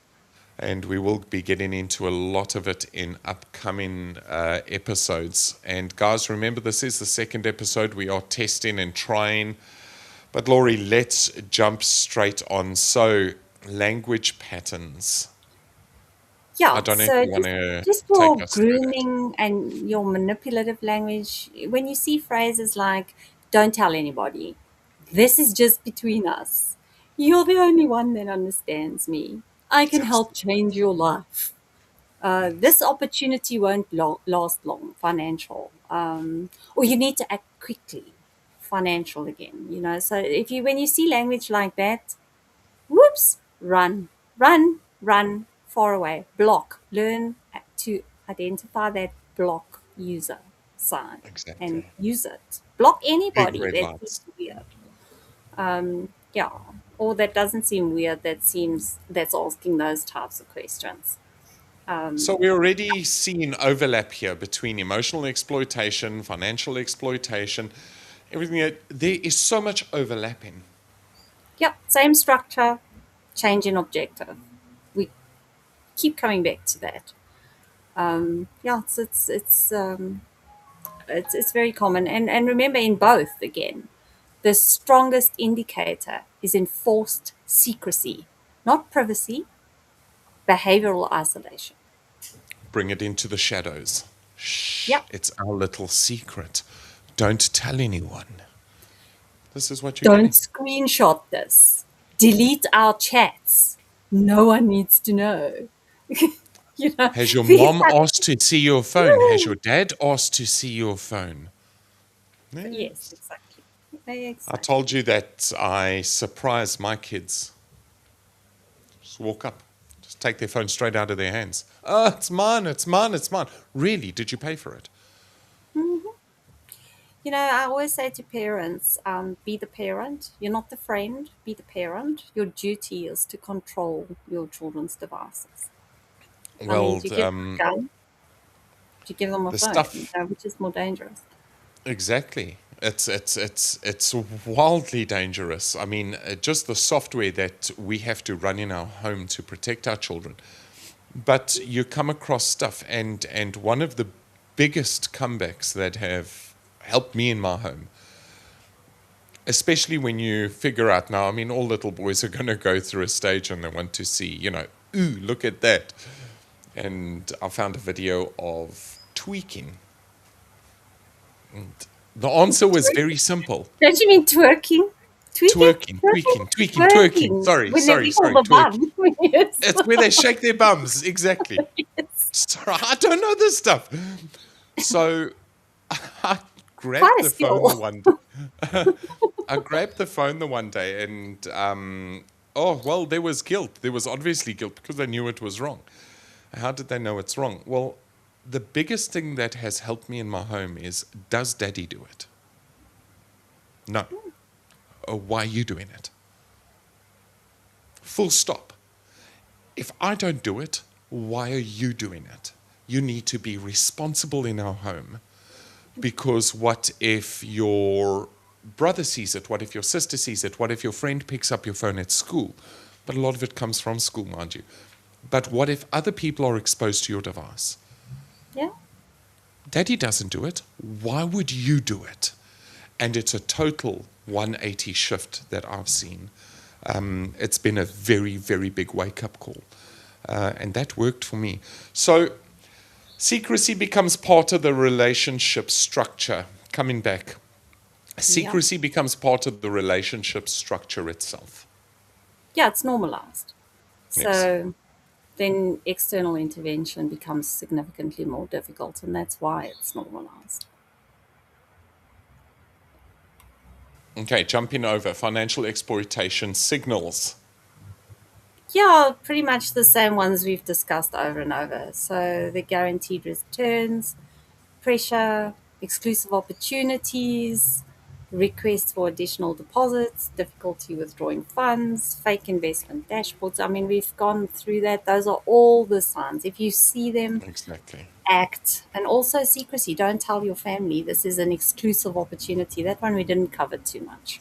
Yeah. But yeah, So they visually So My, visually, they often look legitimate, like a proper yeah. trading system, but structurally, they are fully controlled environments. And this is what you guys need to be aware of. If we jump over to trafficking and exploitation, advert No. indicators. Now we're getting into some of the more visual stuff, and people that have been on, what are we on, an hour 40? Yeah, so it's quite long. But let's jot through this quickly. Yeah, so this is a very dangerous environment. And anybody that's a little bit queasy, maybe you don't want to get too involved in this.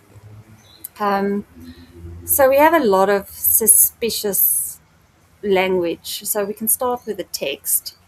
And the language structure is going to often reveal intent.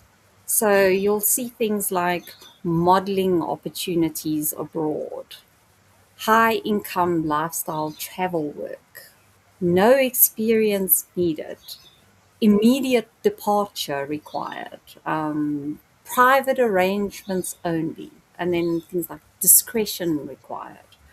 Yes. So that'll be kind of what the things that you should look out for. Well, so that framing is opportunity, but the structure is urgency and, as we've all found out, isolation. Absolutely. Yeah, it's really, really, really scary. Because think about it, legitimate opportunities don't typically require secrecy or rapid escalation. The opportunity is there; it's legitimate. You can come this month, next month, tomorrow. That doesn't matter. Exactly.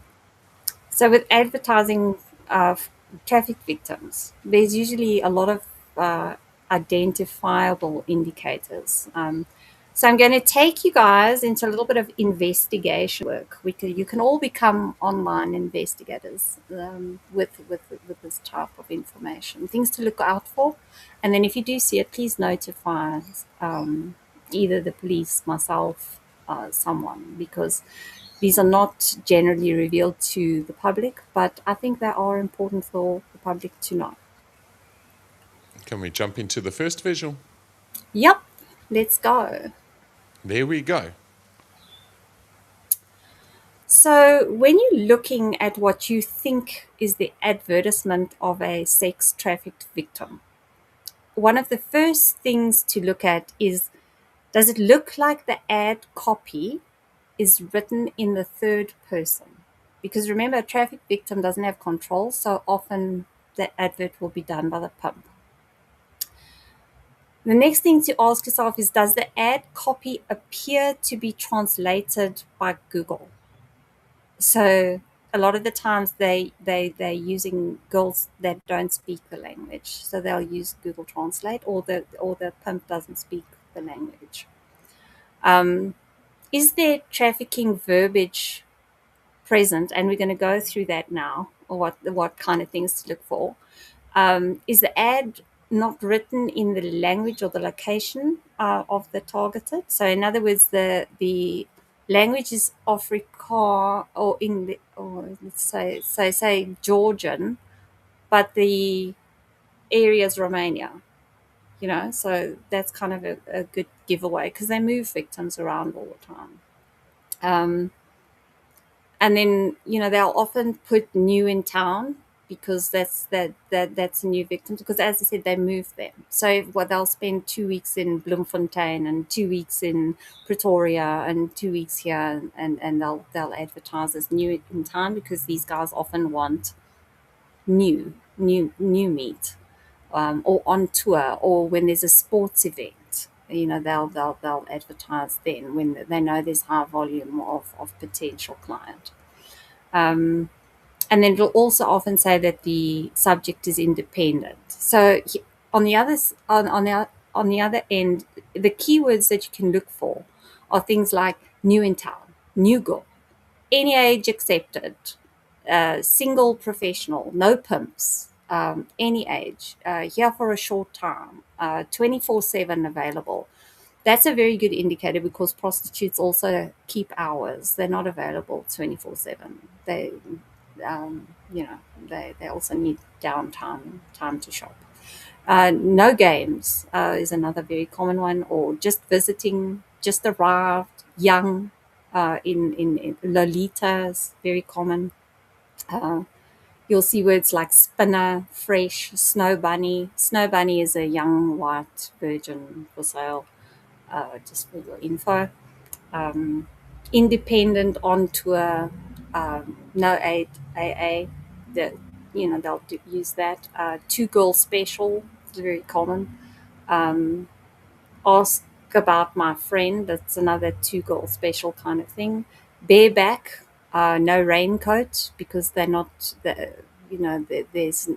don't take the precautions that prostitutes would normally take. They have no limits, so you'll see things like fetish friendly, willing to do anything. No allies, no law enforcement, no police, no cops.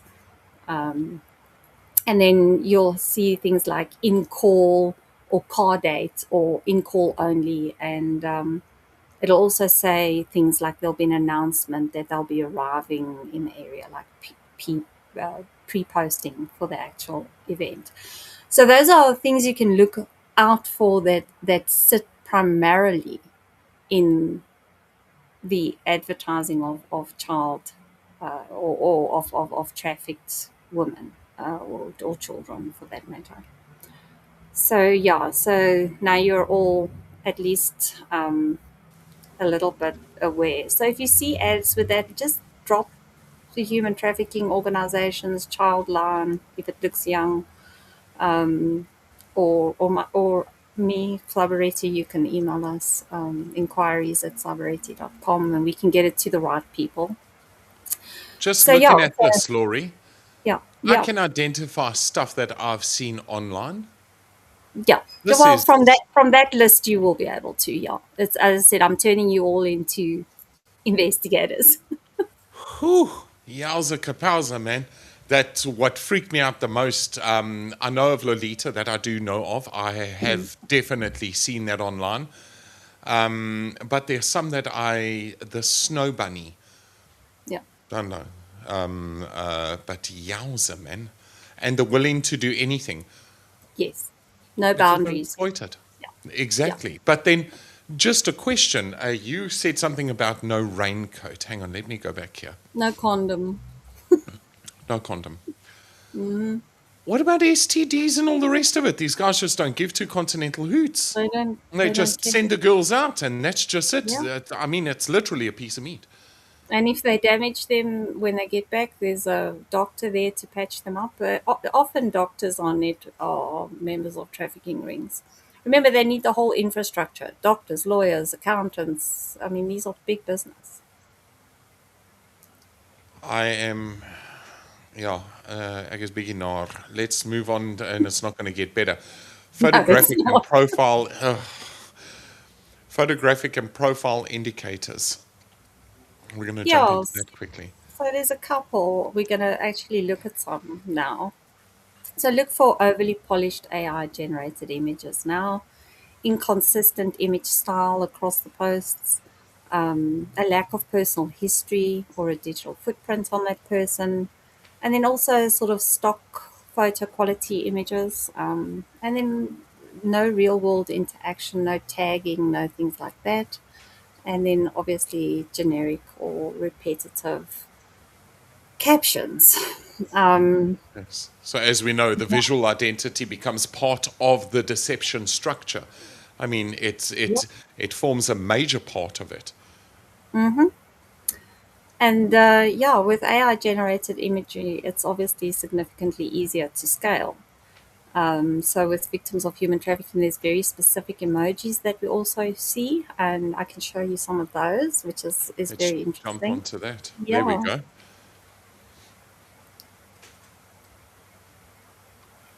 So you'll see Okay. there. So these emojis are actually code words as well for traffickers. They use to recruit victims, to advertise victims and sexual services, to any potential buyer. So yeah, it's very common, and usually, look, it is a little bit area specific. I must warn you, but there are some that appear over and over. So they don't need the text then in case the AI is looking for text to identify vulnerability. So they'll use an emoji. So you can see them on the screen. You know, you've got like a little flower, a little heart for a minor child. If they're traveling, you'll see an aeroplane or a car. Under a pimp, you always see the crown. They always use a crown because a trafficker is considers himself like the king. There's some different pimp statuses. The two little girls, you can see two girls special. The little white bunny, snow bunny, young white, can either be virgin or young white child.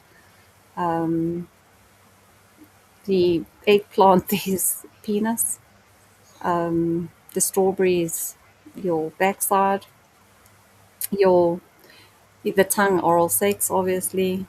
Yeah, so there's a lot. You know, you can have a look. I mean, that is on the screen. The cherry, obviously, you if you've been used sexual language, you'll know often points to a virgin or a minor. You know, the old saying, "Pop the cherry." These types of derogatory symbols are often used or associated to old derogatory verbiage. Then obviously it shows a no entry sign to the cops. Sometimes they'll use a blue light or a police or if they have the car, often they're prepared to have fun in the car. So no hotel room required. So yeah, that's a whole bunch of interesting things to look out for. Absolutely crazy. My word.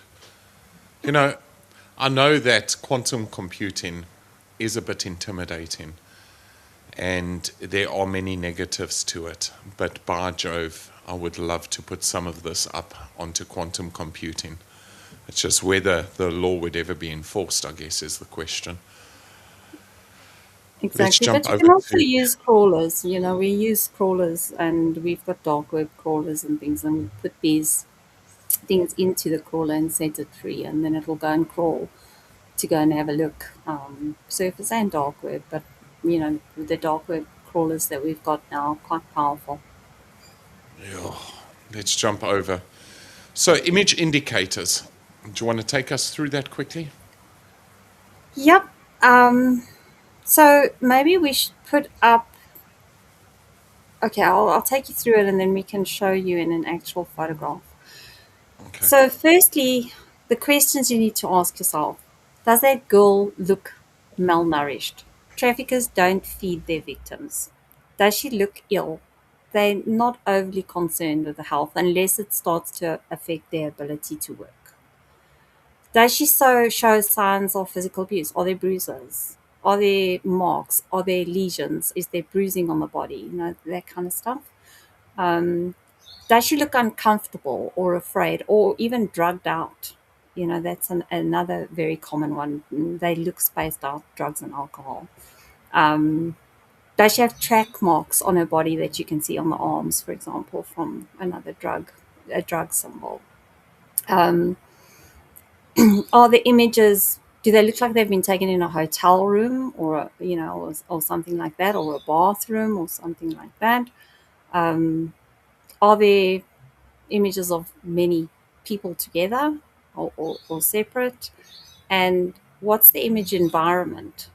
That's really important. And then, are there any clothing brands that are shown in the image? Trafficked victims don't usually have the fanciest clothes, so they won't be wearing any designer models except possibly underwear, but even that is, they don't spend money on stuff like that. So, and then another one is, are there branding marks on them? Because they'll either brand them or tattoo them a lot of the time. You can see the branding marks. And then you've got some additional things like when you've got two goals, three goals, four goals, or they look disinterested. They don't appear in the photograph.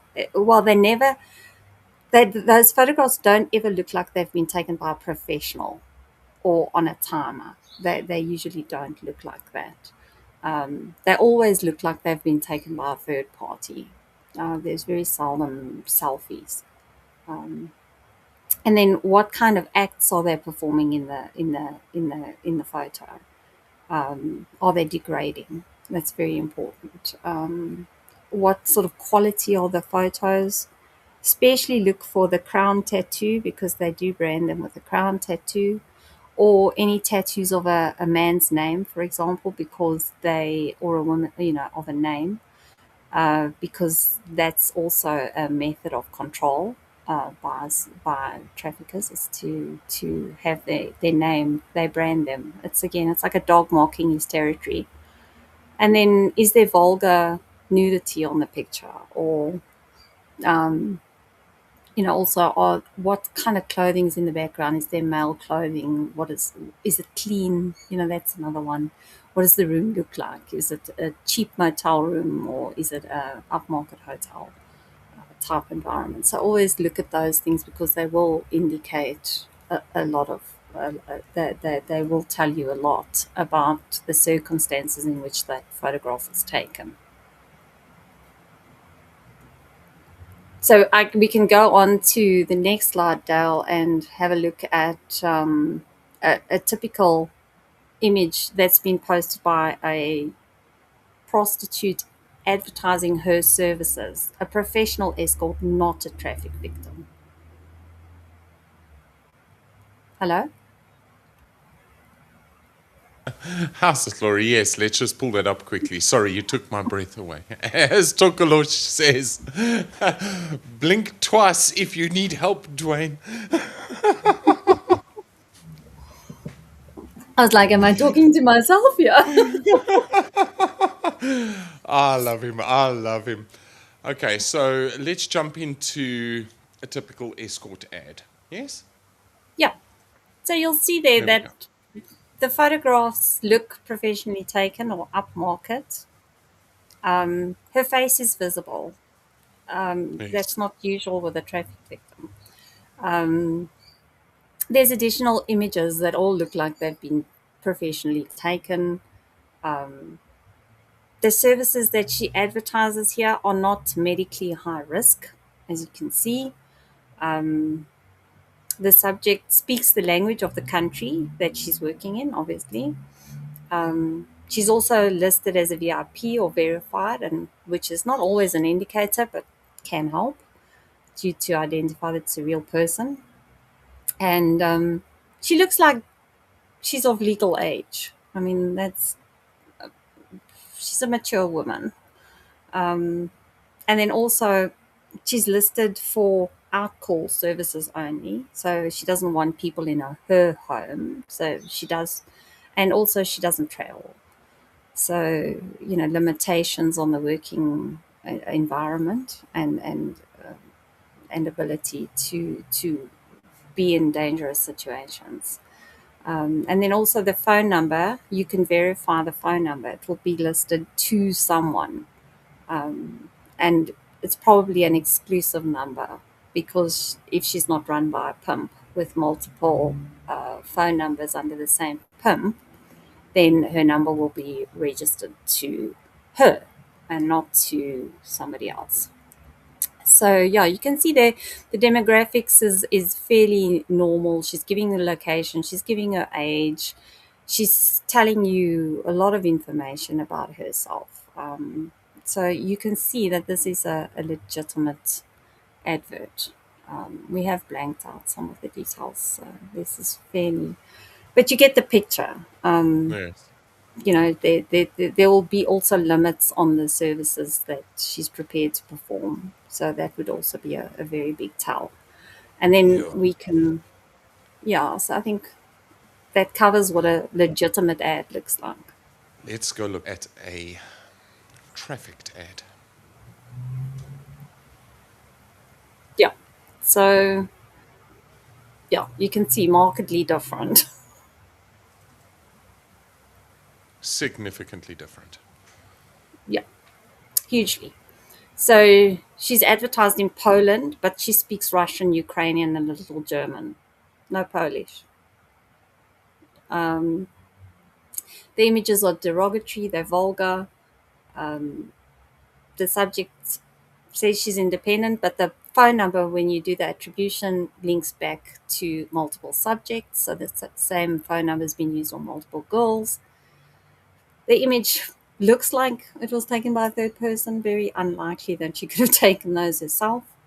The trafficking verbiage is present.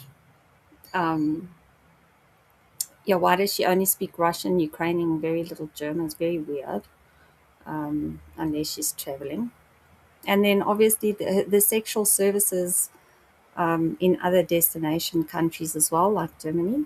She's got those as additional. And then she has visible marks on her body and looks potentially pretty malnourished to me, or just very skinny. And then, yeah, she's also available 24/7, another red flag. Advertisers in call only again. And again, very importantly, the face is not visible. So you can see, and then also the advert is for medically risky services as well. So you can see there's a marked, huge difference between the two different adverts. Yeah. Okay. Let's jump over. Yeah, so if you look at, there's another example there, just some more trafficking victims, just different examples that you can get a really good feel. And you can see all the indicators, they're there. Traffic, Yes. all the verbiage is there, the medically risky is there, the traffic travel indicated is there, the subject's face is hidden on all of them. They all look Yes. like they've been taken by a third party. They're all listed as independent. And all They're derogatory. all derogatory. All the copy is written in the third person, and they're all available 24/7. So the indicators that are often not identified is the duo two goal and the in call only, and then also if you look carefully at the images, the branding, which a lot of people miss. But now you're all officially sex trafficking investigators. And it's to identify these. Yo. So, key criminological warnings. Laurie, do you want It's fine. to touch on that? Yeah. Yeah, so yeah, it's just one note. If you do see this, please just remember, notify either myself or an elite unit of SAPS, but don't report it to a local police station, because we all know that these have issues, and you may well trigger an alert to move to the tracker to actually relocate those victims. So please be very aware of who you report it to, because you Reported may to. well be placing the victim in jeopardy. What is, Laurie, interesting question. What is the likelihood of an average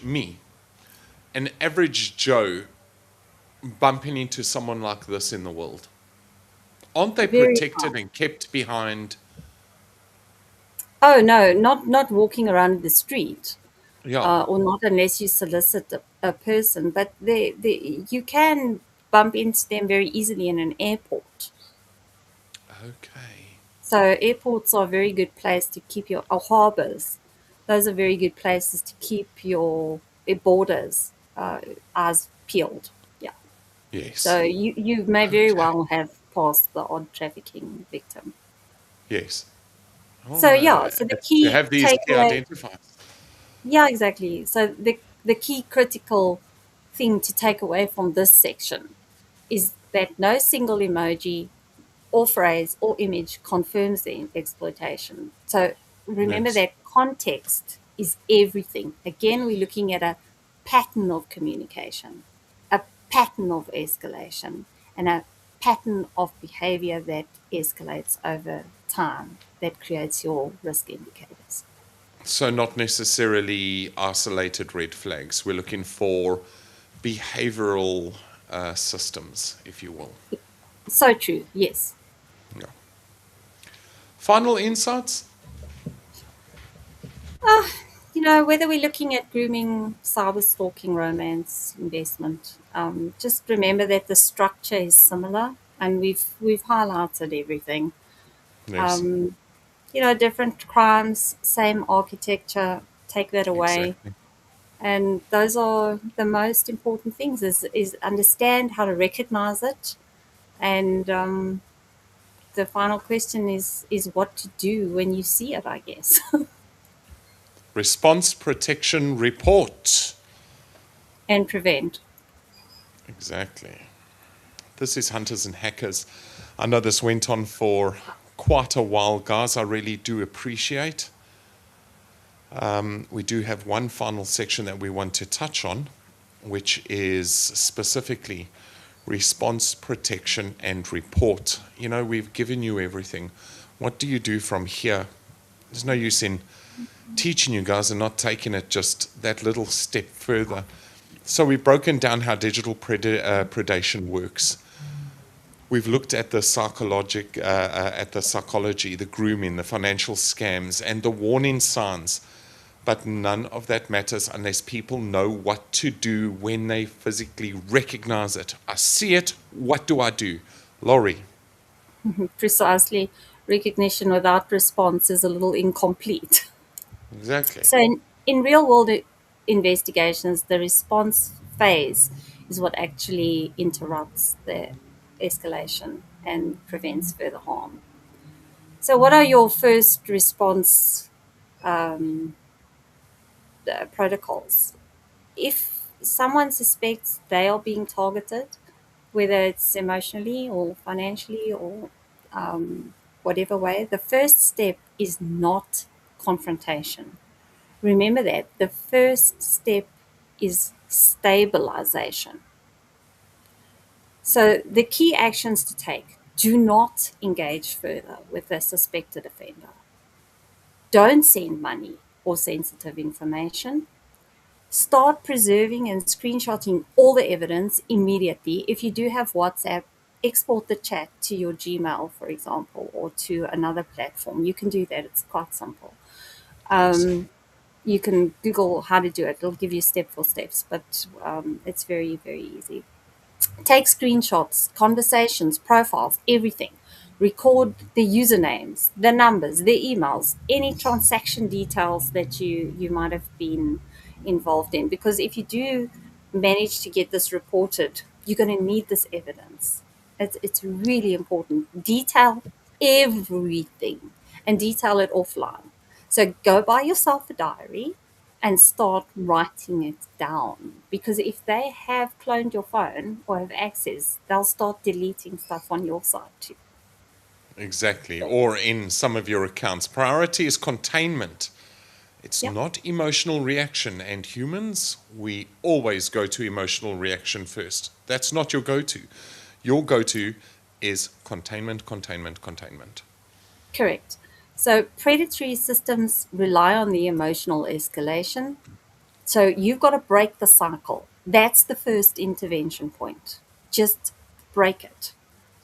Especially, and this is very, very important for fraud cases with pensioners. If you a pensioner, then you've got to tell someone first so that you have some support. Stop all the payments if you can. Let the banks know and the financial institutions. Ask for the transaction review of your account, or for fraud escalation. And then don't attempt to recover the funds through the same contact. Don't do that because you're not going to get it. And you may they may target you or take you out, Exactly. if they are in country, which often they are not. And Yeah, so that's important. as we learnt earlier, don't let embarrassment delay your action of reporting. Because delay is the strongest advantage for any financial predator.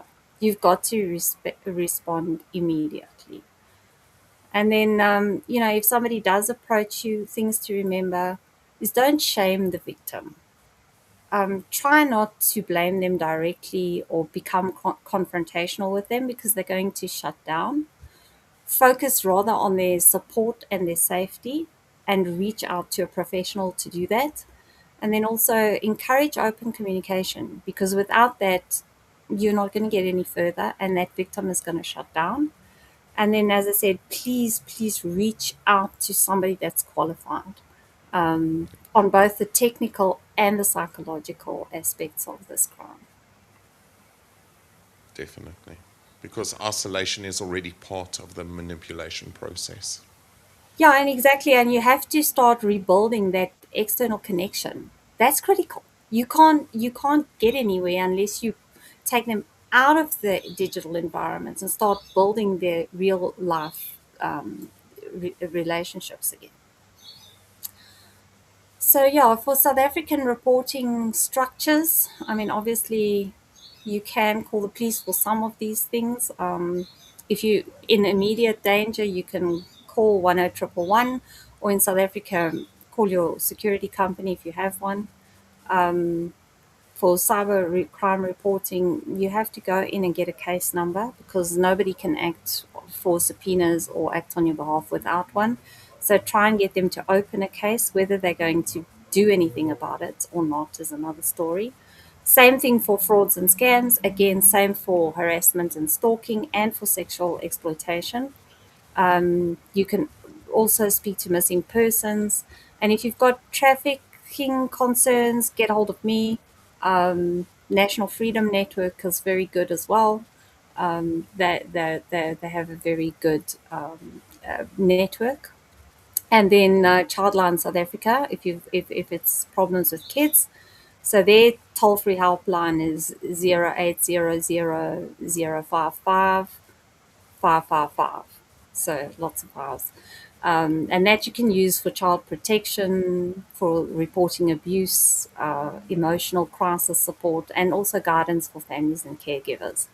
And then they can also help and refer to social services. Yes. Yeah. So ultimately, this isn't just about detection, it's about prevention. Yeah. And prevention is built on 3 pillars. The first one we've done here today, believe it or not, and that's awareness. The second one we've also kind of taken care of today, and that's early recognition. The third one I can't help with, but you can reach out to us, and that's immediate reporting. So I think we've covered pretty much all 3, and I hope you guys can use it. So the reality is these systems are not rare anymore. They're part of the digital environment people use every single day.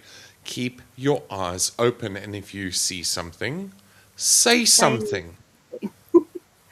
Yeah, so digital predators, they do rely on silence. They rely on confusion and they rely on delay.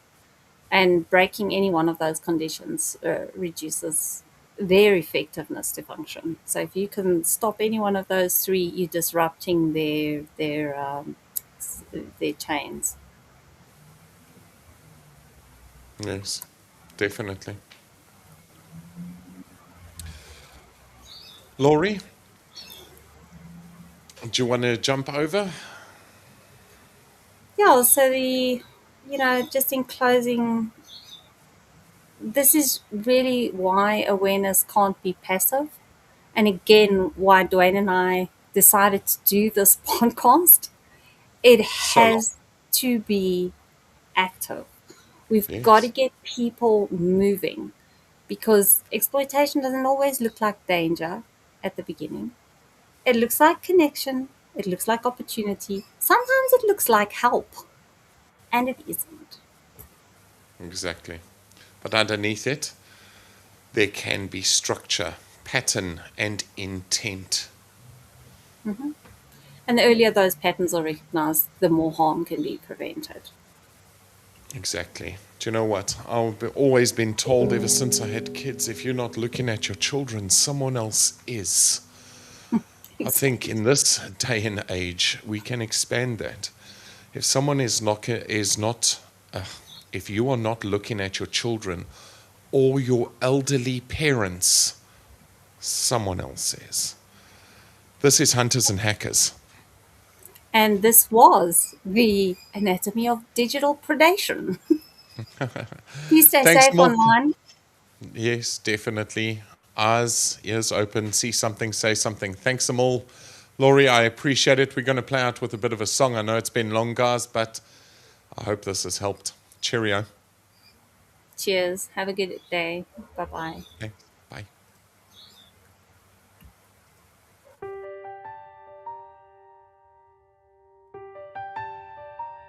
I wrote this song for every person who has ever been watched or silenced and still found the courage to fight back. When we spoke about debuting this song here on Hunters and Hackers, it just felt right. Enjoy.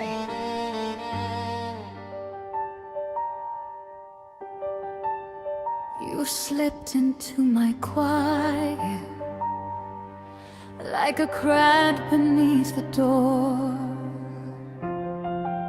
A stranger in the blue light of a screen I trusted before.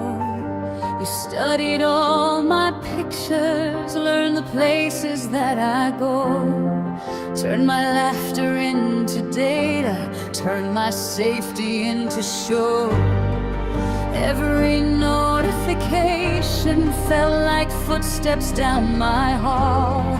Every vibration in the dark made my heartbeat hit the wall. You watched me through a window that I didn't know was open wide. You traced me in the pixels like a hunter tracking sign. I feel you in the silence, breathing through the wires, hiding in the signal, fueling your desires. You thought I wouldn't notice, you thought I wouldn't see the way you tried to cage me from behind a screen. But I am not your prey, not your fantasy. You don't own my shadow. You don't own me.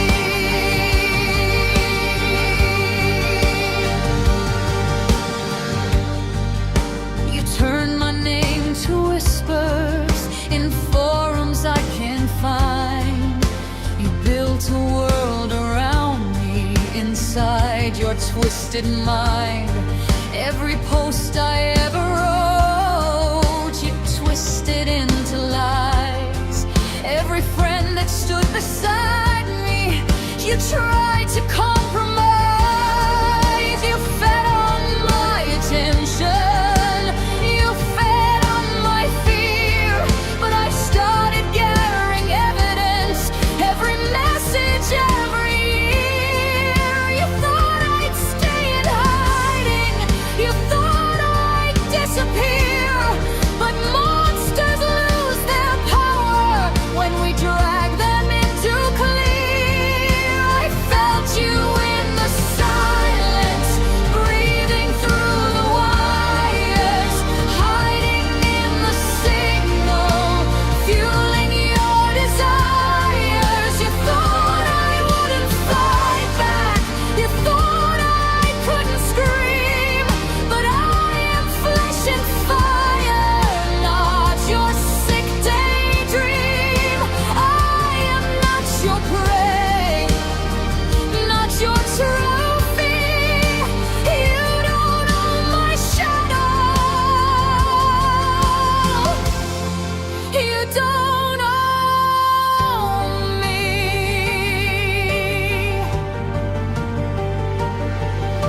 You made me doubt the daylight, made every street feel wrong, turned courage into trembling for far too long. But fear can turn to fury and fury into flame. And I am done with hiding, I am done with shame.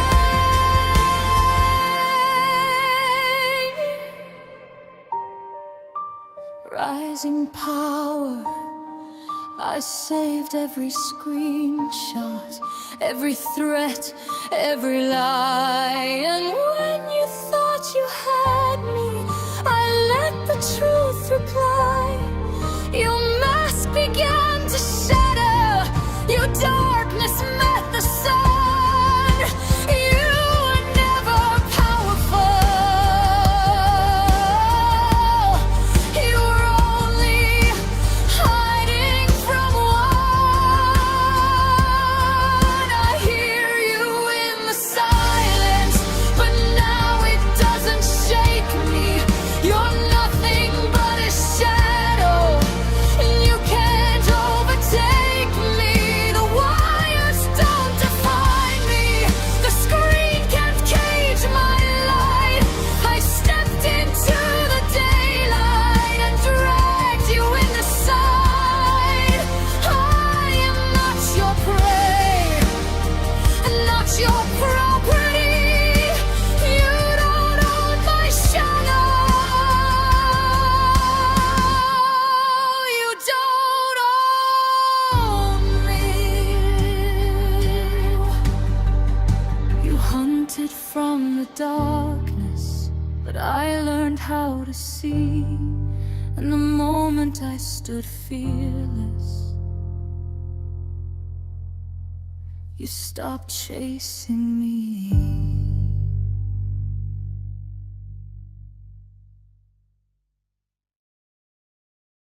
Thank you for joining the Hunters and Hackers podcast. This is where hunting meets hacking, a podcast proudly brought to you by Loving Life and CyberReady. This is where hunting meets hacking, a South African perspective. Join us next Wednesday as we explore another fascinating subject. Remember, hunters and hackers,